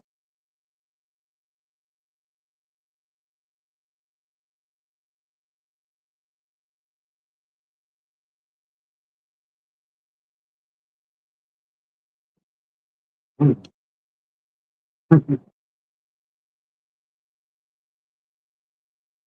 Hey Chanel, love the garden. How you doing, Sawyer sister? I appreciate you for being here. So if you're new to the channel, I appreciate all the love, being here. There's a whole lot that's going to come with this is still developing. I do put out a good bit of content, but I've been primarily going live whenever I went live on Facebook. And that's because I couldn't actually stream to both. But I am using this particular app. Now, what I learned about this app is the platforms do not push me on this app like it would normally do if I was going straight through the platform. So I'm gonna have to work on that. One of the things I like to do is walk through my garden, walk through the homestead, tell y'all a little something about what's going on, go through the process of all this with everybody. So it's hard for me to do that on Wi-Fi. So I have to get another phone where I got another service so I can actually stream to a couple of different platforms and reach more people. But I've been so sad that I haven't been going live on Facebook at all. Correction, on YouTube at all. Because I don't know, I've been got more accustomed to Facebook. But I want to be even keel on both of them, and it's hard to do without having service. Because walking around the property, I can't use Wi-Fi. I'm done. But guys, it is Saturday. I hope it is beautiful where you are. I hope everybody is amazing, having your health as well. I want to get on here, start my day off, talking to my family. I do still have a lot of stuff I got to do off the camera, so I'm gonna go and get to that. It is the sugar baby. Are you familiar with the sugar baby? And tell me what your thoughts on it, 'cause I really want to know. I'm gonna wait on that. Cynthia. Tell me what's your thoughts on the sugar baby, because this it looks a little light, so I think it could have stayed on a little longer. What you think?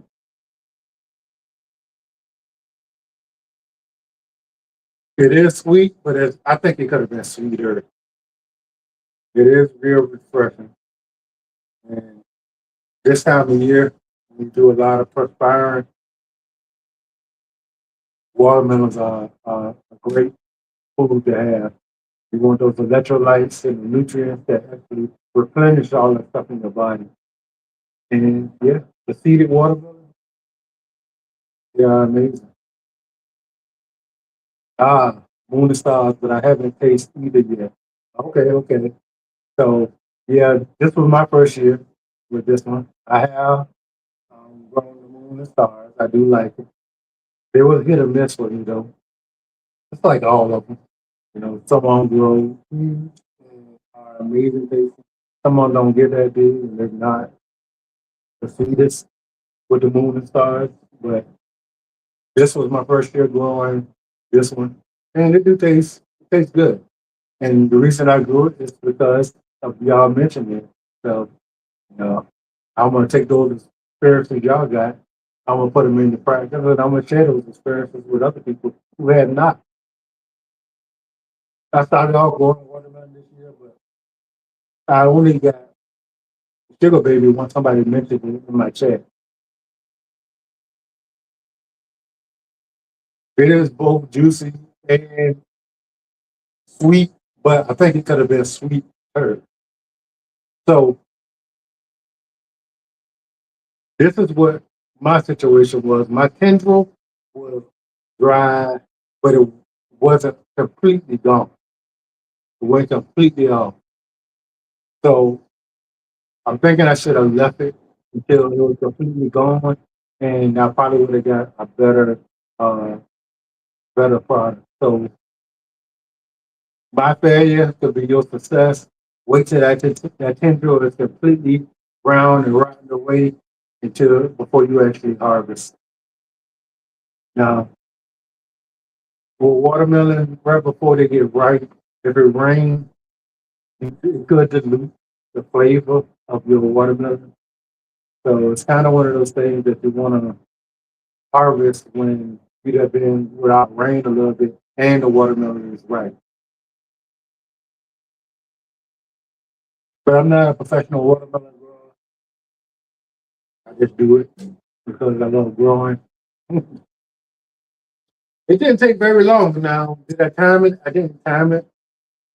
I didn't time it. All I did, I put it down, and I think it's going to depend on how fertile your ground is, and how you feed it in water.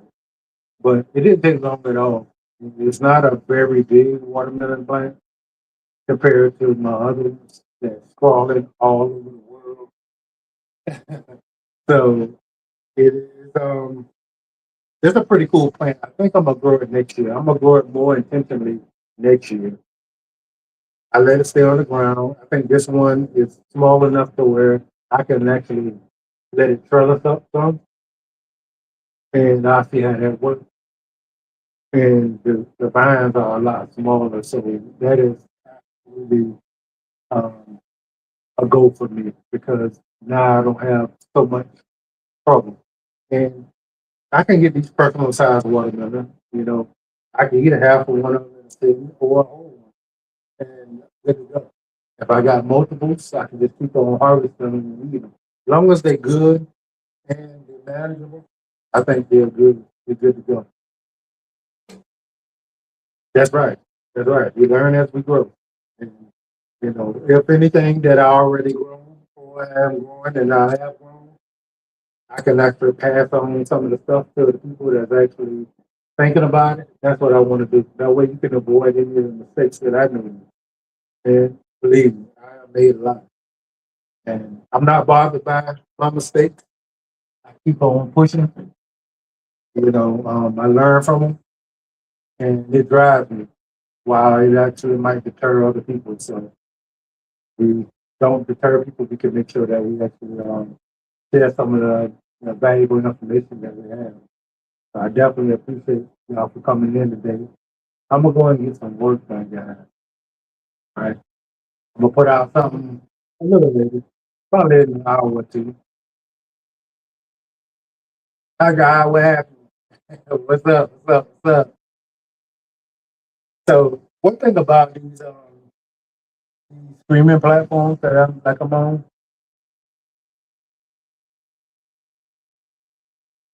my will feel the green,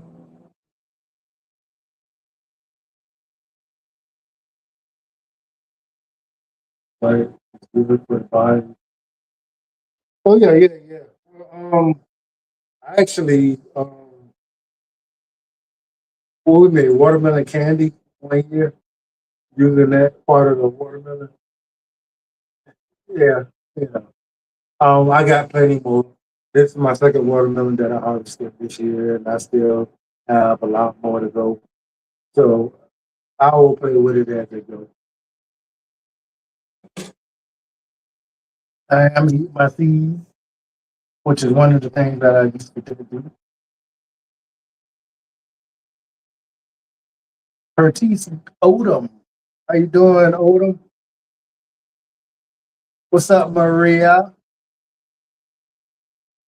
See, that's one of the things that I don't really care about these streaming platforms is that the fact that you wait pretty long to be to actually let you know that you're online. So I think I'm gonna actually try and do multiple devices. And that way, we can talk to more people.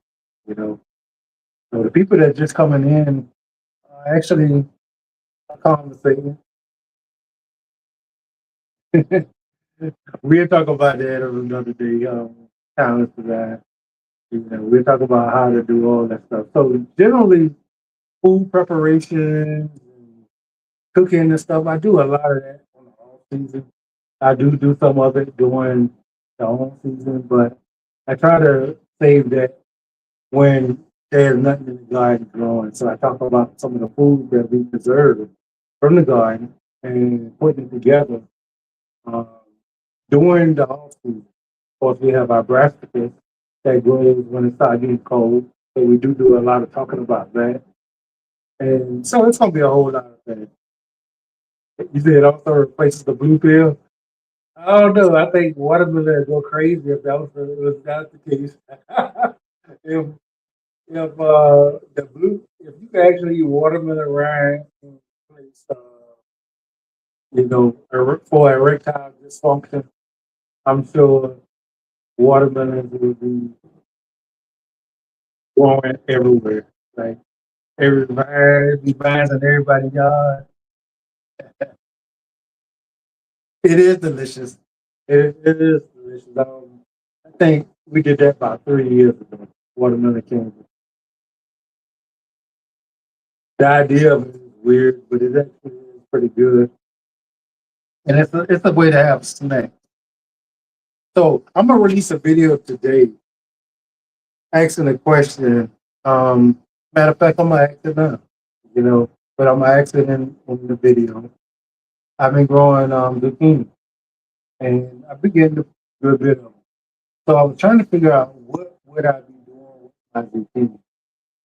And I was thinking, okay, if I can get the right seasonings and the flavors, slice them thin, season them up, and then put them in a dehydrator and make chips.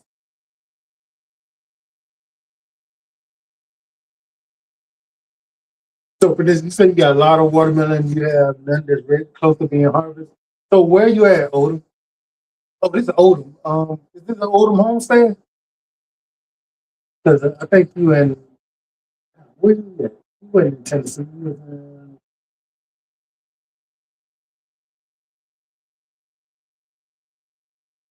not Florida. Not the, I forget. Is this Odom homestead or is this another Odom? Yes, Tennessee. Okay. Hey, what's going on, Odom? So I yeah, y'all was a little bit behind now. A little bit. My watermelons are I already harvested one. Just two of them. One of them did have blossoming rot, so I got rid of one. So I have I got one in the refrigerator and I got this one. And I fed the other one to my chickens, which they absolutely demolished. I did try that one too, the one with the blossoming rot. It was semi-sweet. It wasn't nearly as sweet as the other one, but the other one could have been way better. Odom, what all kind of watermelon are you growing? I mean, what varieties are you growing? And which ones do you like the best? I know you've been growing for a long time because I wanna grow all the varieties of everything and see what actually rocks with me. I do that with all the fruits and vegetables that I grow. Um, I grew like before I started growing, guys.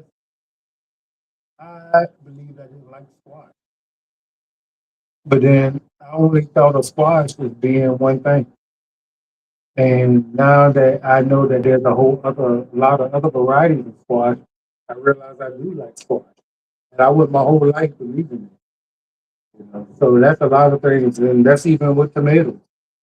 I'm not a tomato eater. I always thought I didn't like tomatoes, but now that I grow my tomatoes, and I got all these other different varieties of tomatoes, low acidity, sweeter, have less of I don't know, we call it a tomatoey taste.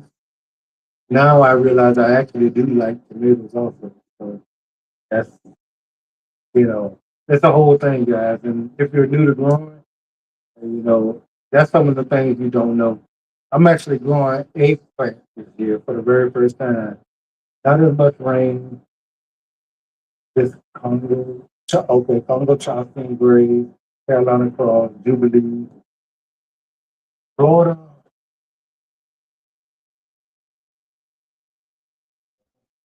I can't say. Florida Red Snake, my favorite Jubilee. Okay, Jubilee. Did I grow Jubilee before? I don't think I did.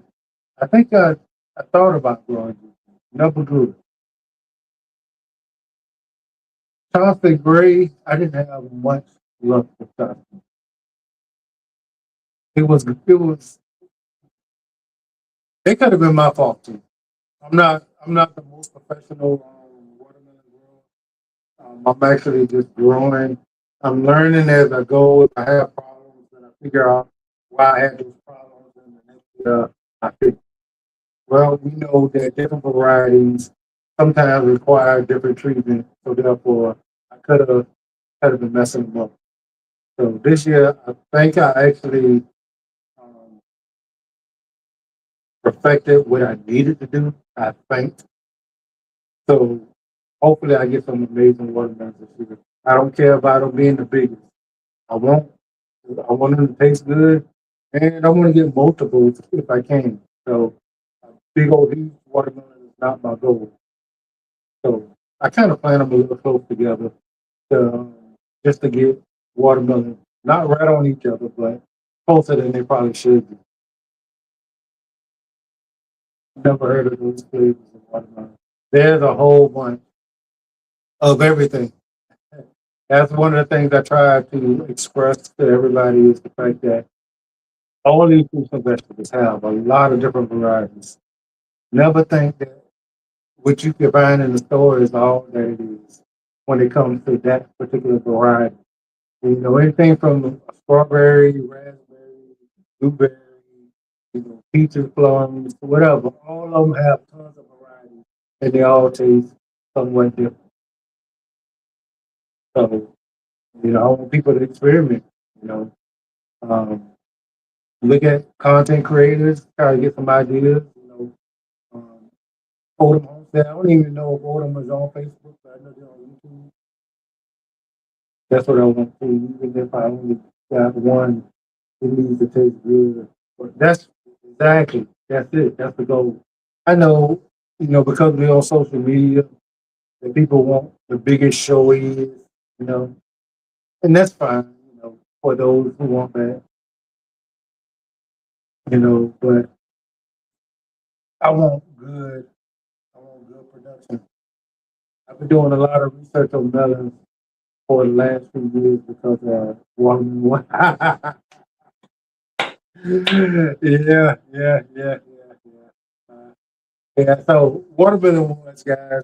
Um, our mayor down here in Savannah doing Sawyer Family Expo said that we were gonna have a watermelon war, you know.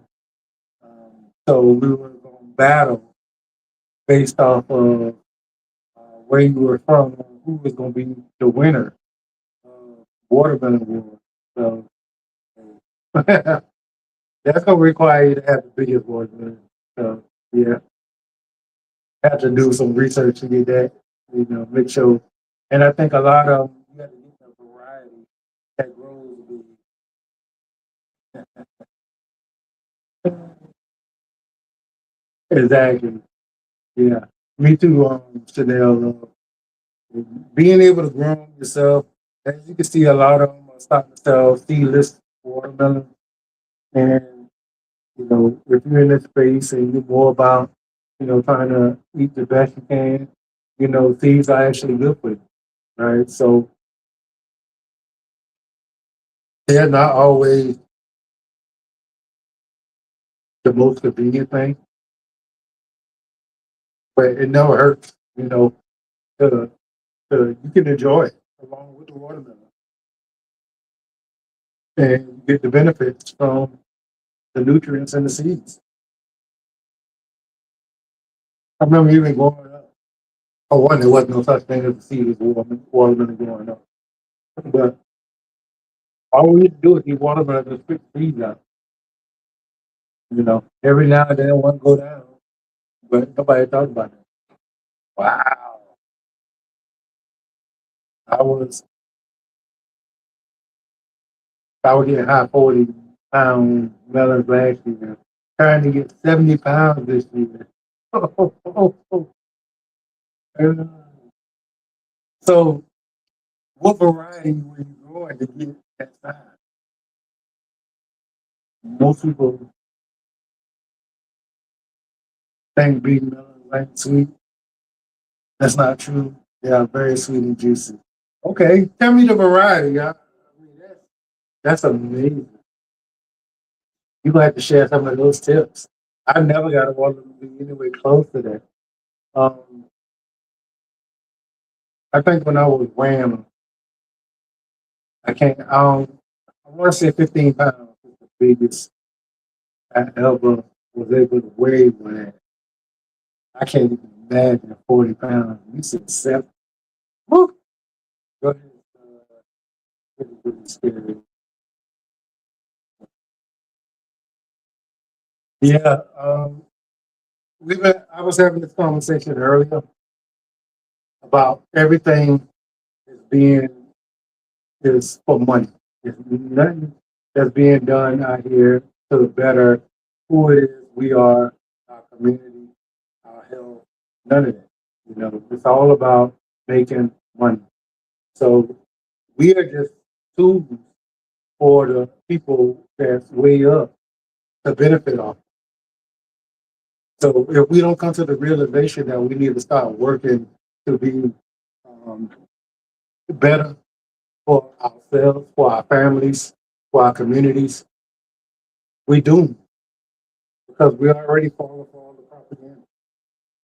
We believe what they say we're supposed to believe, and we're not using, our common sense to realize that it's all being pushed for an agenda. You know, that's one of the things. Like meet people like Odom and other people that have come to Savannah, and we met up. People who actually believe in raising and growing their own food and being the best for each other and being the best to each other. You know, that's not everybody. But if we find our own little circle We find our own people. We ain't got to be out here putting ourselves in jeopardy with people who don't care nothing about us and care nothing about their community, their friends, their family, none of that stuff. So like-minded people coming together is absolutely important. You know, I say I went most of my life uh, being a little off to myself because I realized there was too many people that wasn't for me. That was all about themselves and was out trying to plot. You know, so because of my personality, I had no problem finding things like gardening, working out, fishing, hunting to go and do to amuse myself. And I didn't deal with a whole lot of people. You know, and then coming to social media and actually finding that tribe, people who actually were similar to me. You know, and I knew it because when we all first met, we was all like worried because of the kind of things we have, seen or been through. You know, and plus, when you are individual thinker, you kind of do things that is not in the mainstream because you do what you believe you should be doing, not what everybody else thinks you should be doing. So that kind of puts you a little bit on the outskirts of things. So there's not a whole lot of people that rock with you. But we tend to rock with people who actually have stuff in common with you. And, there's a lot of us. We just spread all over the place. And unfortunately, we are surrounded by people who always don't feel the same way about things as we do. And I'm okay with that. But I know everybody is not. I've always been somewhat of, hey, I'm gonna do it the way I want to do it. I'm gonna do it for my reasons, and I don't care if that's your reasons. I don't care if you think it's cool, and if it's real acceptable. I don't care. It don't matter. You know, I looked at this all the way through, and I think this is absolutely the way I should be going, and that's what I do. Yes, garden community is amazing, and I think a lot of people who actually in the garden community may not even understand, the mentality because I think some of the natural ways that we're supposed to be comes out when we put our hands in the dirt. When we cultivating life, when we're growing, we're creating something from nothing, and that actually brings out something internally in us. Some things that some people won't even realize that will actually help them because they've never tried. It actually brings it out in growth. You know, it's amazing how we can go through life and have issues, and we can go get in our garden and forget about the vision. You know, sometimes we don't even think about. Look at it. That whole hour, 2 hours outside. Pulling weeds, looking at what's growing, looking at the new fruits and vegetables that's appearing, and what stage we in. And, oh, is there a bug problem? Let me deal with that. I ain't thought about work. I ain't thought about that problem I had with my family or friends. That person who cut me off, I ain't thought about it one time. I ain't thought about it at all. So having a mental break, having a break from the stresses of life. Because I always say, as soon as you dig in, that's when you release all that stuff. It ain't gone for good, but it's actually pulling it off what's on top. Boom. Then you can go and get stuff going. I think it's amazing. Nothing short of. That's why when I found it almost 30 years ago, I never stopped. Yeah, I was a weird 20-year old, 20 something year old, because who at that age was growing? That was before social media, that was before any of this stuff. But all it took for me to go and actually put something in the ground one time, and I saw how that felt. And I was like, I want more of it. You know what I mean? I want more. I'm going to work every day, stressing, going through whatever life has to bring to you, you know, and being having a release. I've been lucky and blessed enough in my life to find many releases, and God knows I needed them. God knows I needed them. I mean, as some of y'all know, I'm going through a divorce now. And guys, this is my third divorce. Yeah. Yeah. And I know that sounds absolutely horrible, but I got married at 17 years old. Um, I think, as bad as that actually was, it was amazing too, because where I would have ended up if I didn't settle down and get married at that age is crazy. And people tend to look at, a bad situation and never can find the good in that bad situation. You know, I find that, the initial, you can't help but to initially, feel the negative impact of that. But then when you actually look at what's happening, what went on, what could have happened, then you start actually finding out the blessing in what it is. So I got married at 17. You know, I got divorced at 25, I think it was. I was absolutely a wild child around 17, around 16, 17. And because of who I am, like I'm a I'm a pretty I'm a thinker, So I don't just act and not think of the consequences that my actions take. And back then I knew some of the things could have landed me in bad spots. I grew up early. I was a responsible kid. I worked ever since I was old enough to have a work permit. And I saw a benefit in actually doing something different. It's your first divorce. Ooh, older? Oh my God. I'm sorry, man. Oh, that's the way. Man, I'm sorry. But yeah, divorces can be really, really difficult. But say for instance on this one, but some of y'all may be able to relate. I can't talk about situations, but it was kind of cold, right?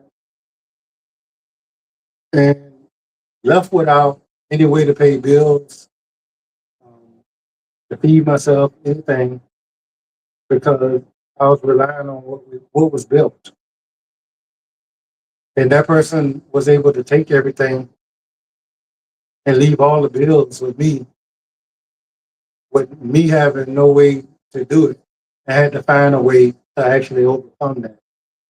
Now, when father got older and I would have been relying on a situation where somebody didn't care like that for me, what could have happened to me?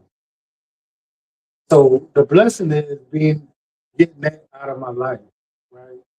Before I actually was in desperate need of, you know. So like the blessings of my first marriage was it slowed me down. It brought me out of the streets. It set me down. I've always been responsible.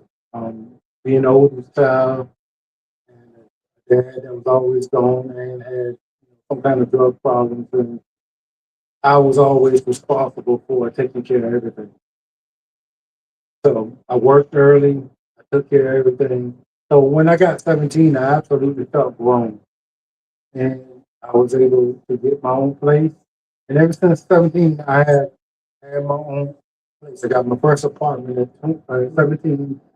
I bought my first house at 20. Um, and the same thing happened, all the way through. The sad thing is society promoted a lot of the stuff that happened because when you make people feel like it's okay to treat people bad and then and that you don't really need each other no more, it's hard to actually keep people in place because you can't shame nobody. You can't shame people for being bad because now you are looking at it as being a bad person because you're shaming somebody for doing something bad. So that's where society's got us, and that's what they're doing to destroy our families, our communities. Yeah, it does. It does. You know, it's a shame that it does happen. You know, because it hurts a lot of people. You know, if there are kids involved, you know, the kids are generally not taken into account.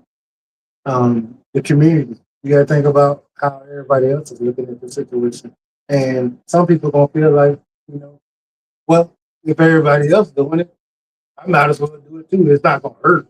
Ain't no sense of working through nothing because nobody else working through it. It's just up and leaving. You know, so I mean, where's that bringing us? You know, later down the line, we are going to go through experiences with time you move forward. You do. You definitely do. Um, Imagine how far we can be ahead if we didn't have to keep starting over. If there was a healthy respect for community, family, and the overall outlook of all involved, not just because somebody wanted to be selfish. And if they wanted to be selfish, why shouldn't they be looked down upon?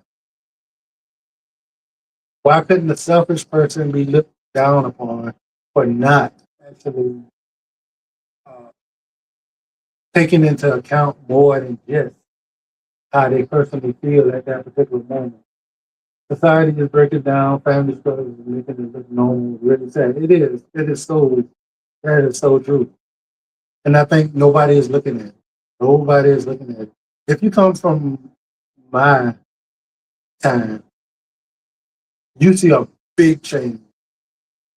You know, I understand the 80 babies don't actually understand or see no big difference. It's like normal to them.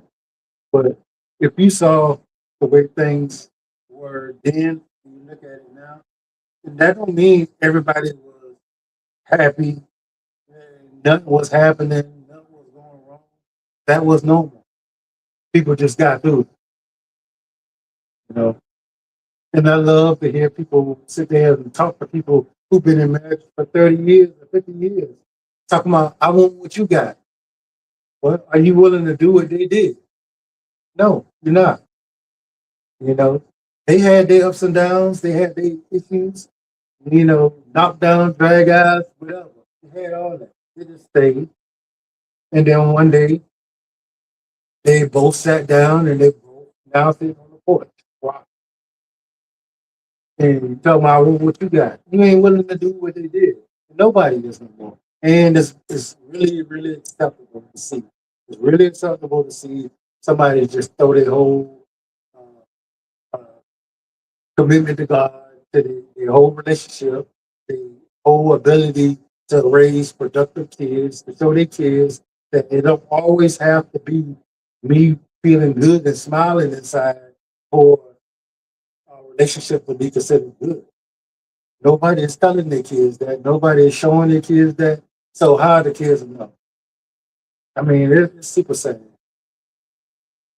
If you're paying attention, you can see clearly. It is so clear to see. And most people are not, you know. And we have social media now. So we got people that's preying on other people. I'm telling you, you know, 20 years, 20 years is a absolutely long time to throw away. You know, there's there's nothing that you don't know about somebody in 20 years. You know, 20 years is like, what are you mad about? And after you've been with somebody for 20 years, because who they are is who they always been.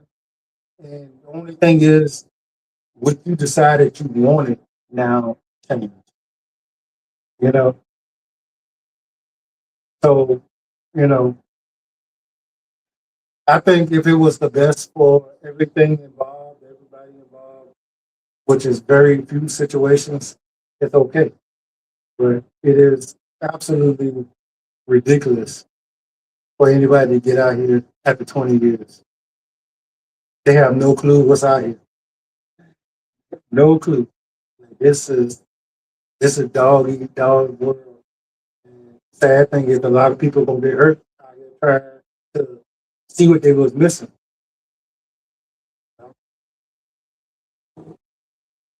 The social media thing can be rough. And to sit there and look at one time you just looked at the people down the street and you just compare your life to them, what you thought their life was. Now you just listen to people all over the world lying, talking about how great their relationship is, how other people should be and what they should do and what to look forward to. Like that's stupid, man. Because that person ain't you, and what you require is not what they require. You know, and you shouldn't actually you shouldn't put yourself in their shoes or believe what they're saying. Because people lie. People lie all the time, especially on social media. Most of these jokers you think is rich, who think have these perfect situations going on, they got something to sell you. They want to sell you their situation, and their situation is a lie. Real relationships have ups and downs, good and bad. Is absolute hilarious, amazing times, and there's sometimes that's not so great. All of them got it. Every last one of them. If you think that you're supposed to be smiling and happy and feeling good and great, and not having no problems the whole time, and if you do, that means your relationship is bad. You're out of your mind. You should never do it no way. uh, so, I mean,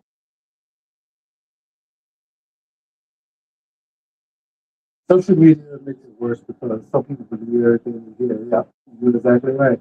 I see on social media, don't want to get started on that subject. It's just saying, I,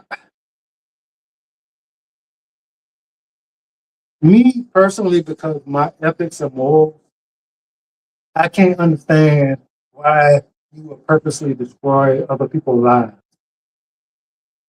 by telling them lies, by um, making them feel like what they got is not up to par. Like that is bad. Like I want people to pick up growing their own food so they can show their kids, so their kids can have that as something they could use in their future. While these people are actually trying to strip these kids of their parents, of a whole mother and father, experience, a two-parent household. They actively destroying the chances for our kids to actually have a productive future. And they're doing it just for fun. Like these are no morals, no ethics kind of people. You know, it's one thing if you're able to look at a lot of this stuff as entertainment and let it go, but people internalizing what they're hearing, which is absolutely destroying what is going on in the world today. And I'm so sad about it. One thing I can say,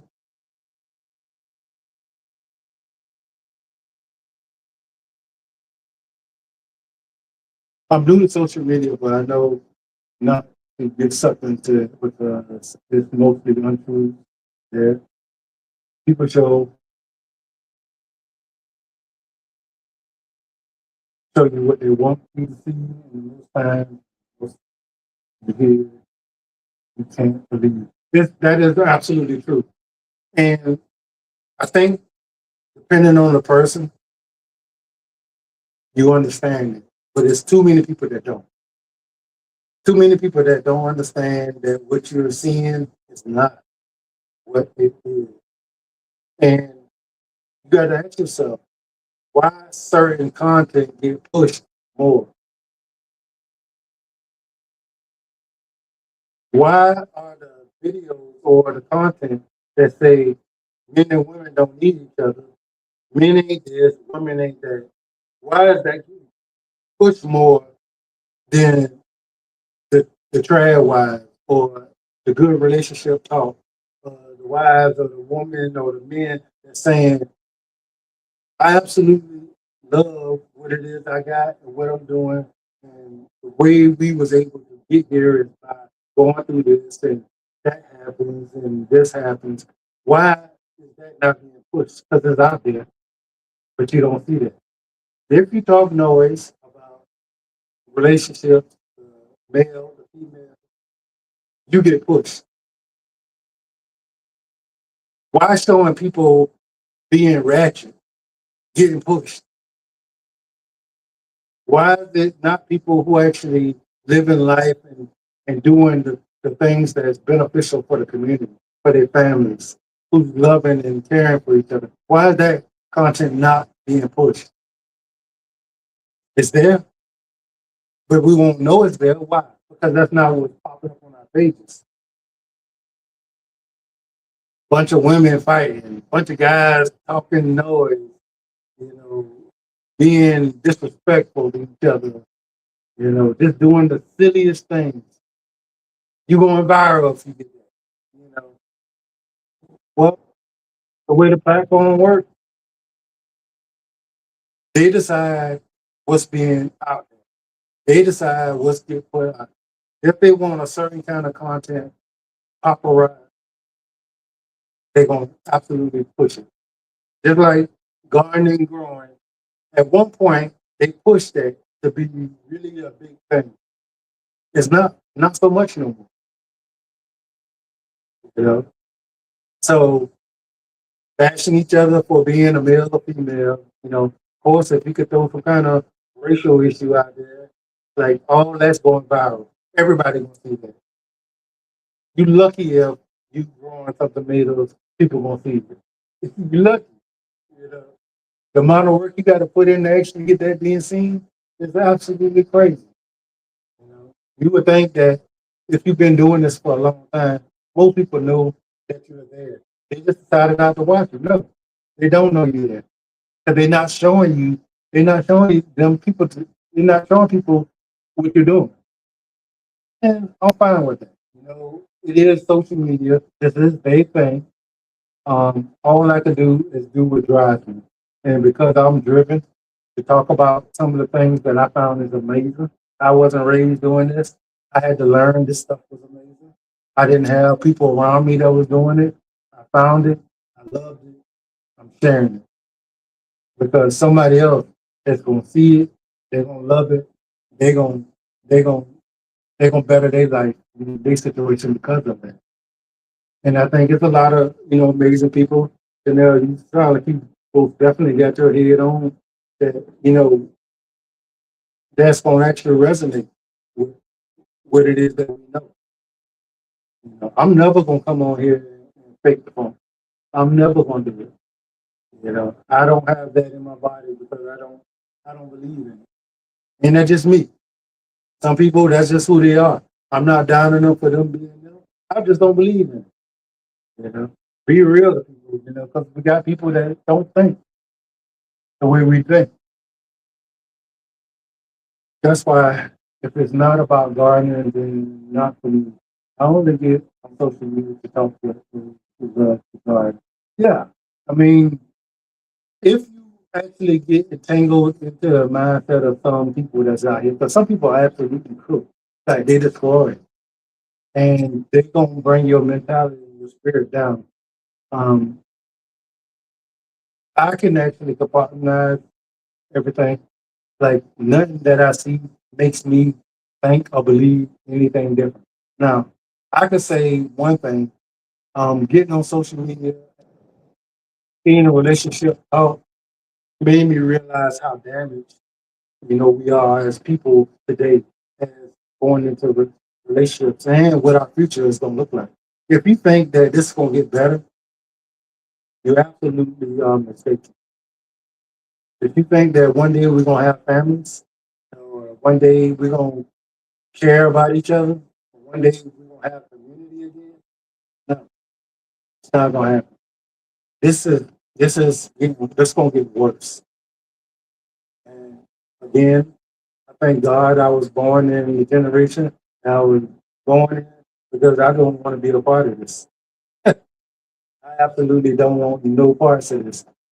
I'm gonna do what I can while I'm here with my little platform to push a better way, a better outlook, and the people who believe the same thing. Hopefully, we can all get up and we can all become one, and we can all together become a bigger voice, to where we can be apart from the people who want to destroy each other. People are, these people opinions that's based in nothing but poison away from the ears of our kids and the people that's actually in the community. It's sad. I don't know. What can you do? What can you do? Uh, I was really optimistic about that this kind of conversation was going to be able to be reached out to a lot more people, because I believe that the person I would thought the same thing, and the amount of people that we actually unmasked was way beyond any of our expectations.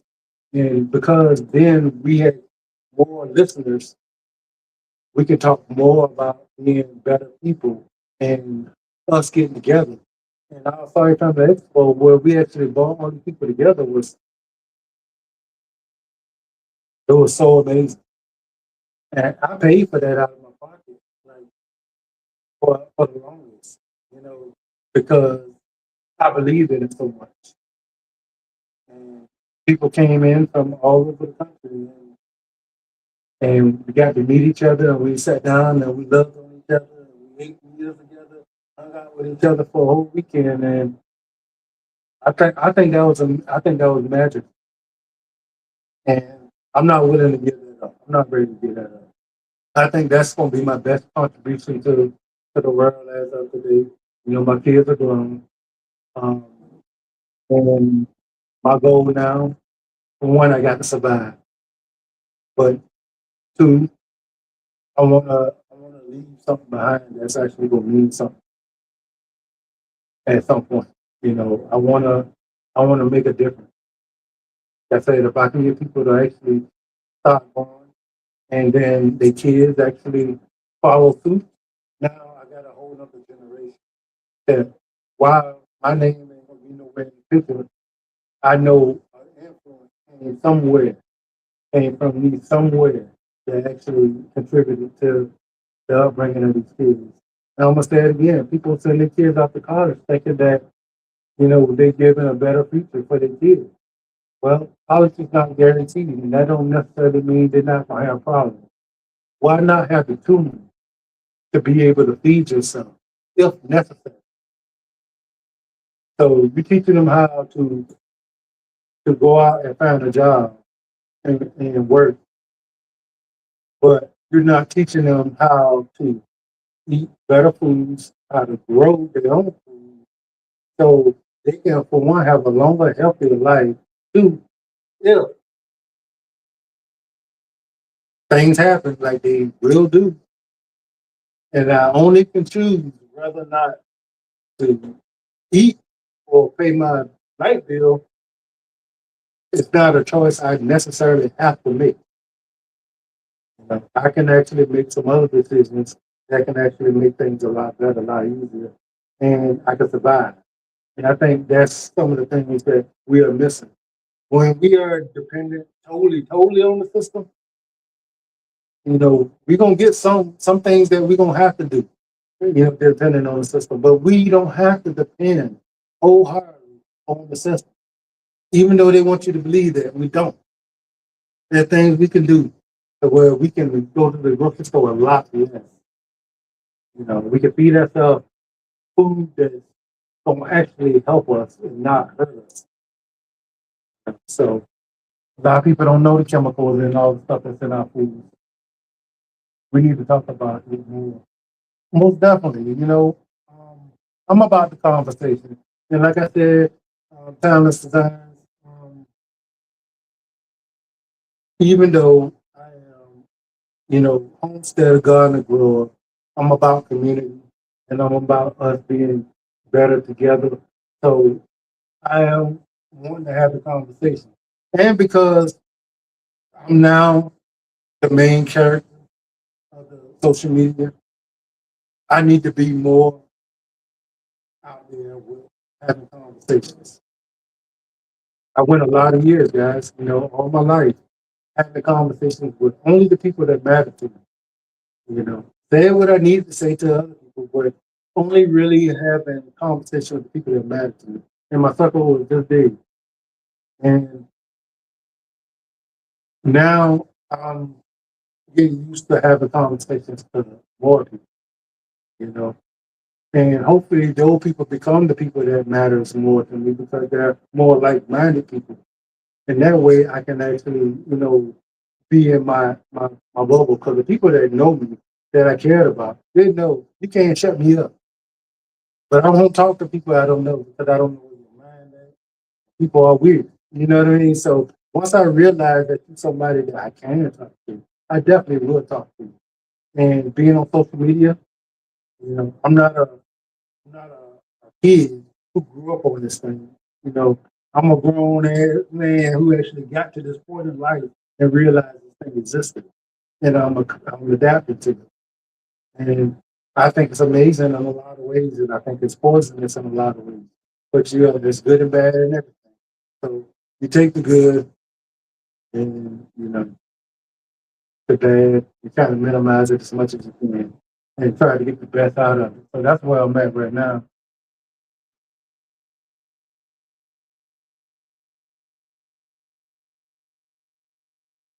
Have another expo brand, I will.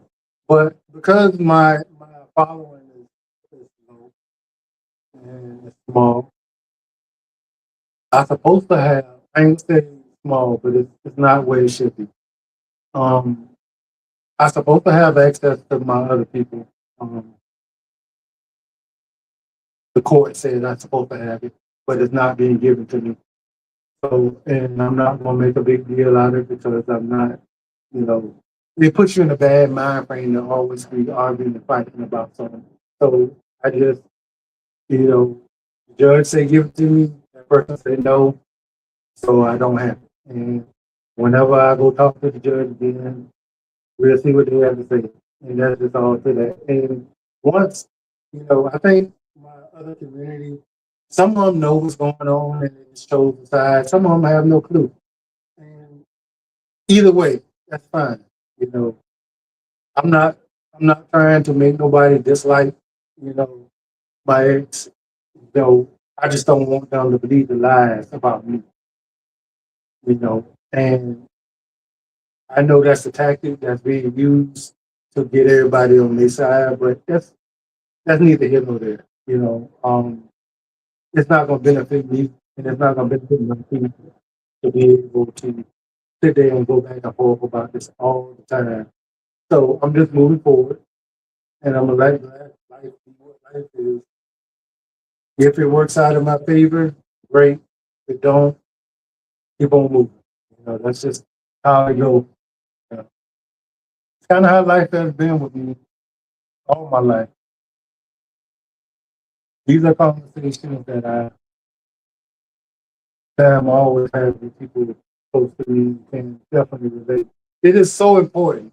It's so important because the people who got poisonous minds and actually are putting out bad information in our communities are the people that's being heard the most. They're the loudest. And I think that we believe that it's the majority of people when it's not. They just the loudest. And because they're the loudest and they're being pushed more, we think that's everybody, but it's not. But so the more of us that's actually talking about um, being better for each other and treating each other well, and just because everything ain't perfect, we need to run, you know, taking for granted, what actually is important, and even teaching people what's important. All that stuff, more people that can talk about that, the better we all are. Because people are not hearing it. It's not being said. You know, calling yourself, all this. crazy stuff just so you can make yourself feel good. You know, uh, top tier, boss babe, all these weird names, which means that you're single and you only care about yourself. N- that's not what needs to be heard if we actually want to build a bigger and better society. If we don't work together, we are weaker, and the people that actually in control get to be able to do more to it. And that's just that's how it works. And nobody nobody wants to talk about it, or it's not being pushed enough. I'm always talk about community because if I don't have the people around or on my channel that actually believe in some of the stuff that I believe in, who actually, if they're not doing it, they actually want to do it. And, it's actually in their spirit to do. I mean, what's the point? Because I'm definitely doing it to make a difference. Do I want my platform to be successful? Absolutely. But one comes with the other. Is it going to take me longer to do it because I'm talking the way I'm talking? Absolutely. But I'm okay with that. I'm okay with it. A slow growth with great people who actually believe in, looking out for people that should be looked out for, who thinking about others other than themselves. That don't mean put yourself in a bad situation for somebody, but that means actually don't do bad things that's gonna hurt other people just for your amusement. It absolutely means that. But we're not hearing that enough. I think it's gonna be a great thing once we have more people that actually coming around, sitting around, having these conversations, and we're gonna be some of those people. Some of the times it's gonna rub people the wrong way. I understand.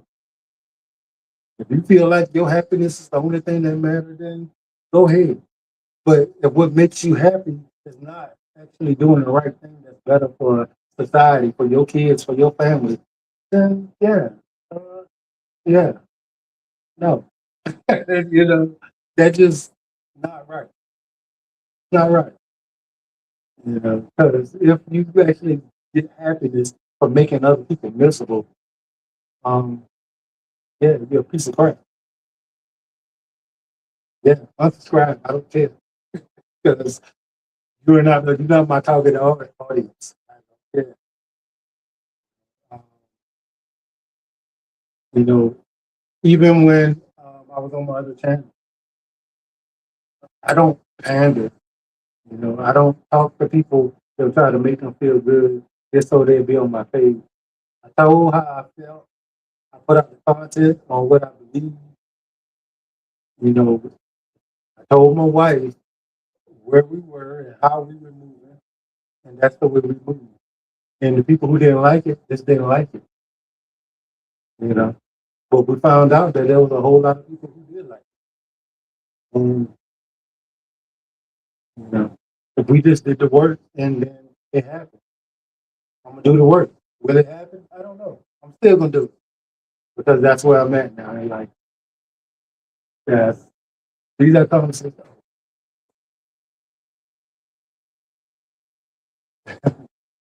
All right, guys.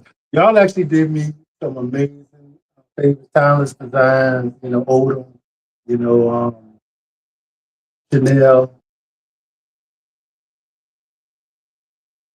I really appreciate y'all, and I hope y'all coming into all my lives because I don't care, how many people actually show up doing the live, but I do care that I'm able to have these conversations, and I have to be better at it, right? I have to be more comfortable with coming and having my conversations when it comes to growing, gardening, being self-sufficient. I raise my meat also. That's not going to be for everybody, but you take what you can and leave the rest. But all of this is a part of not having to go to the grocery store all the time. We will also talk about some of the stuff that's in the food in the grocery store that's causing us to have problems.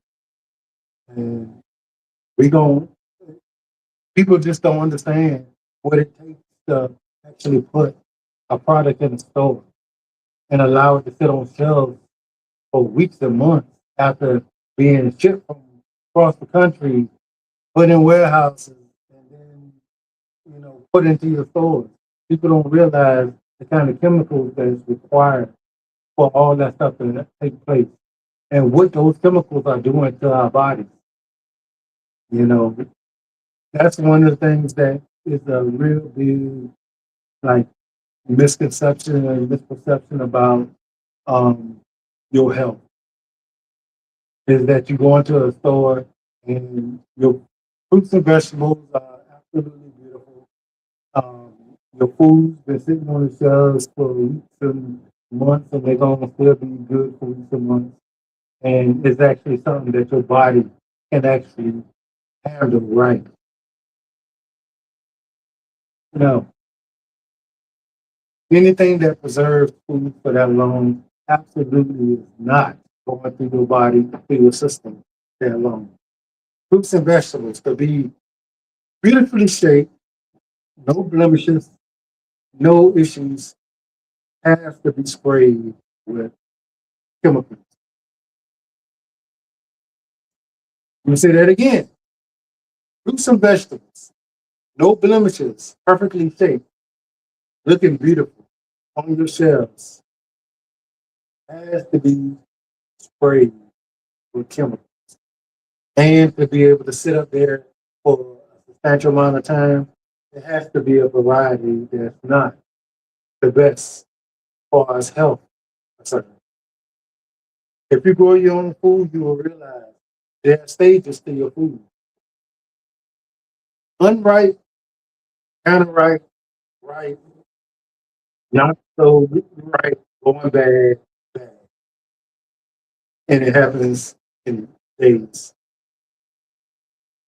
So if they can actually ship it from one place, get it to another place, have it sit on the shelf for a few days, and then you get it home and it's still good for 2 days.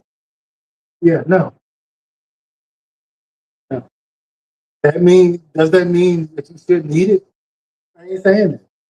I'm saying you need to be aware that you know you're putting more in your body than what you just seen. Can you curb that? You can't. Nobody should starve because they don't want to buy nothing out of the grocery store. I think that if you can actually grow your own food and not put all that stuff on it and then have to go to the store less, you're doing yourself a great service. If you thinking, well, they eat it and they not getting sick, so the reason I'm sick ain't because of that. That's not true because your body could be way more susceptible to those issues than theirs. You know, you can absolutely stop eating what they're eating, and your body fix itself. But the problem is nobody knows what it is that they're doing that's causing the problem that they're causing.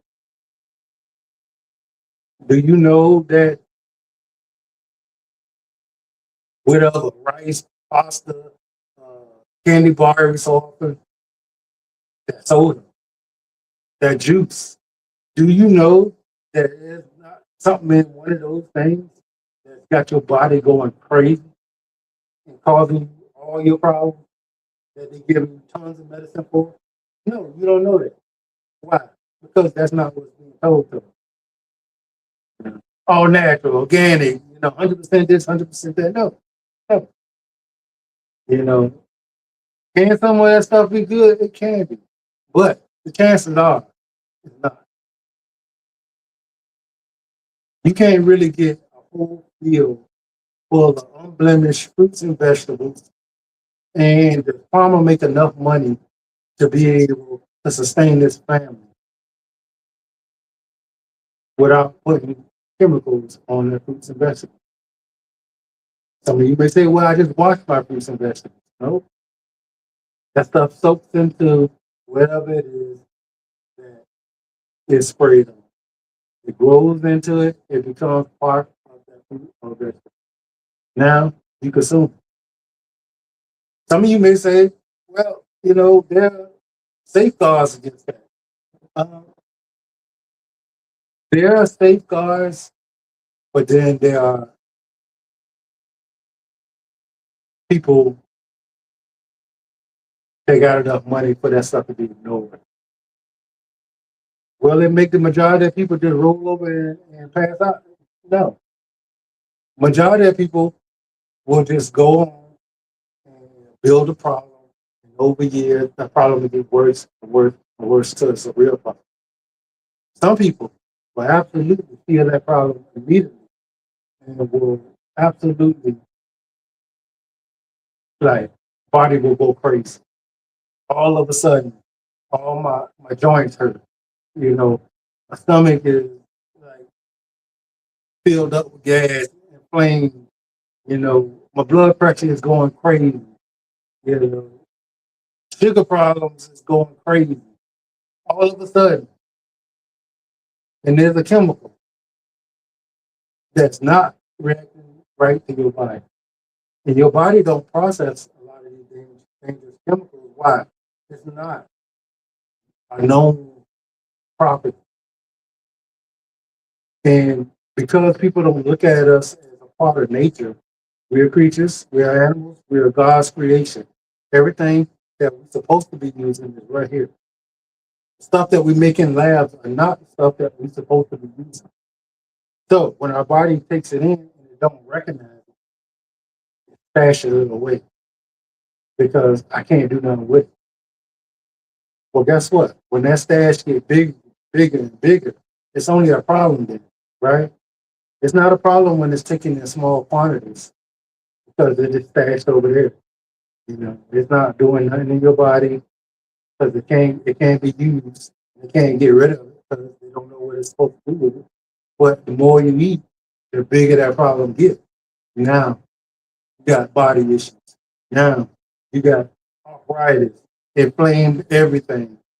All of a sudden blood sugar, all of a sudden diabetes. I was a bodybuilder, for a long time. I ate like a madman. And I figured because I worked out so hard that anything that I put in my body was going to just get burned off. Well, I was ignorantly thinking that I was eating what I thought I was eating. I thought I was eating bread that your body uses. I thought I was eating ground beef, real ground beef, healthy meat. I thought I was eating just a potato. I didn't know anything about any of the stuff that they put in. None of the stuff. I didn't know about the oils that they use. I didn't know any of that stuff. So I ate more than most people because I needed more than most people. I'm 5'10", 6 foot, and I got almost up to 300 pounds. I was huge. I was a big old joker. And because working out was my thing, you know, I enjoyed being that person. Everybody looked at like, oh wow. But what I had to do to get that size, I had to ingest a whole lot of food so my body could build that muscle and hold on to it. What I did is I built a whole lot of chemicals and poisons into my body. And then, what, 2 years ago, they told me I got high blood pressure and I got diabetes. Like, how? I ain't never had that all my life. How all of a sudden I got it? How? So, there's things that we don't know. Having these conversations, even talking about community, talking about our health, talking about growing, talking about raising our food, talking about being self-sufficient is something that's going to really, really benefit some people who never heard this stuff before. And I want y'all all to come in. The people who've been who joined into this conversation, I really appreciate you for, being here. And I appreciate y'all for keeping this conversation going and giving me the practice that I need to be able to carry these conversations forward. So I'm gonna keep on having, them, and together, like we're gonna find our group. We're gonna find our people who gonna want to have these conversations with us. Some people who gonna teach us some things. Some people who we gonna teach some things, and we're gonna go forward with it because that's where we need to be. We got enough of all the other crap out there, right? We let them have that. They'll grow, they'll get big, poison the people who are poisonable. We'll be over here trying to make each other better. Know what's in our food if possible, where we're going. Yeah. Or find somebody that you know is doing it right. If you live anywhere close to Odom Homestead and he got excess food and you were like, hey, let me, you know, let me give you, $50 for a basket of food or something. You know, do that. Whatever that is, because it's not all about taking from your community. You got to give to the community too. So if you got a garden, if you can just go over there and offer them some money for a certain amount of food, because it do cost money, it do take time. And why not reward the people who actually are giving you healthy food? They're giving you varieties that you probably will never find. Reward them by, supporting them. And what you may do is actually find, yeah, trading food is good too. What you may find is that now that Odom Homestead has got the support, they decide to make their operation a little bigger, and then they can, get other people to support them, and they can support other people. Now we got a whole community that's getting some real good nutritious food from somebody, and that person is actually benefiting from actually doing it. So I don't want nobody who think community is just giving away stuff. No, community is beneficial to each person that's in it. Everybody gets something from the community. And we need to work together to make sure that's the thing. Anybody who over here to take advantage, we don't want y'all in our community. Take advantage in a way that you benefit your family, but you also benefit the community. If you're just trying to get what you can get, keep stepping. We don't want you. That's where I'm at. And hopefully, like I said, it may take another 5 years. This is a lot of work when it comes to content creating, guys. I spend the time that I'm not working, I'm always doing this. I'm in my garden, I'm growing, I'm harvesting, I'm checking on my animals, I'm putting videos together, I'm doing research. I'm always doing this, and I'm okay with it. Uh, it will be what it is. But if it don't be exactly what it was, I'm still happy with the trajectory of where I'm going, of actually being beneficial to my community. So I hope that there are more, and I hope that we can find, our true tribe, and we can actually become what we need to be better for each other. I mean, we can't change the world, but we can change our circumstances and our circle and our people that we decide to rock with. And that's what I want. Okay? So, guys, let me get my butt out there. I did amazing. 3 hours. Hold up. 23, 24, 25. We almost to 3 hours, guys. I actually been on here rocking, talking for 3 hours. Who knew? Who knew? Like, in my day, like, I never thought that this would ever be something that I actually could do. Right before Jerry left, we went and did some speaking engagements, and public speaking has never been my thing. And I got up there and I felt absolutely comfortable. And I'm like, okay, so social media is somewhat related to me speaking in public. Wow. Because if I got to a point where I was somewhat comfortable speaking on social media, Then I come out here and stand in front of, man, it was 100 people at least, and just talking, and felt absolutely comfortable doing it. Like, wow, for the first time in my life, you know. So that's going to show you, you know, even things that you're uncomfortable with, that you work at, you get better at. So y'all remember this conversation? Y'all remember what this felt like and what it looked like, and as time goes on, what it becomes. Because I'm gonna put in that work, guys. I'm gonna become that. What you call it? Live streaming. Right now, I'm a content creator because I make videos and I put those out. I'm gonna become that live streaming. Now I'm at 3 hours and 1 minute. Yeah, I appreciate y'all. Till the next time.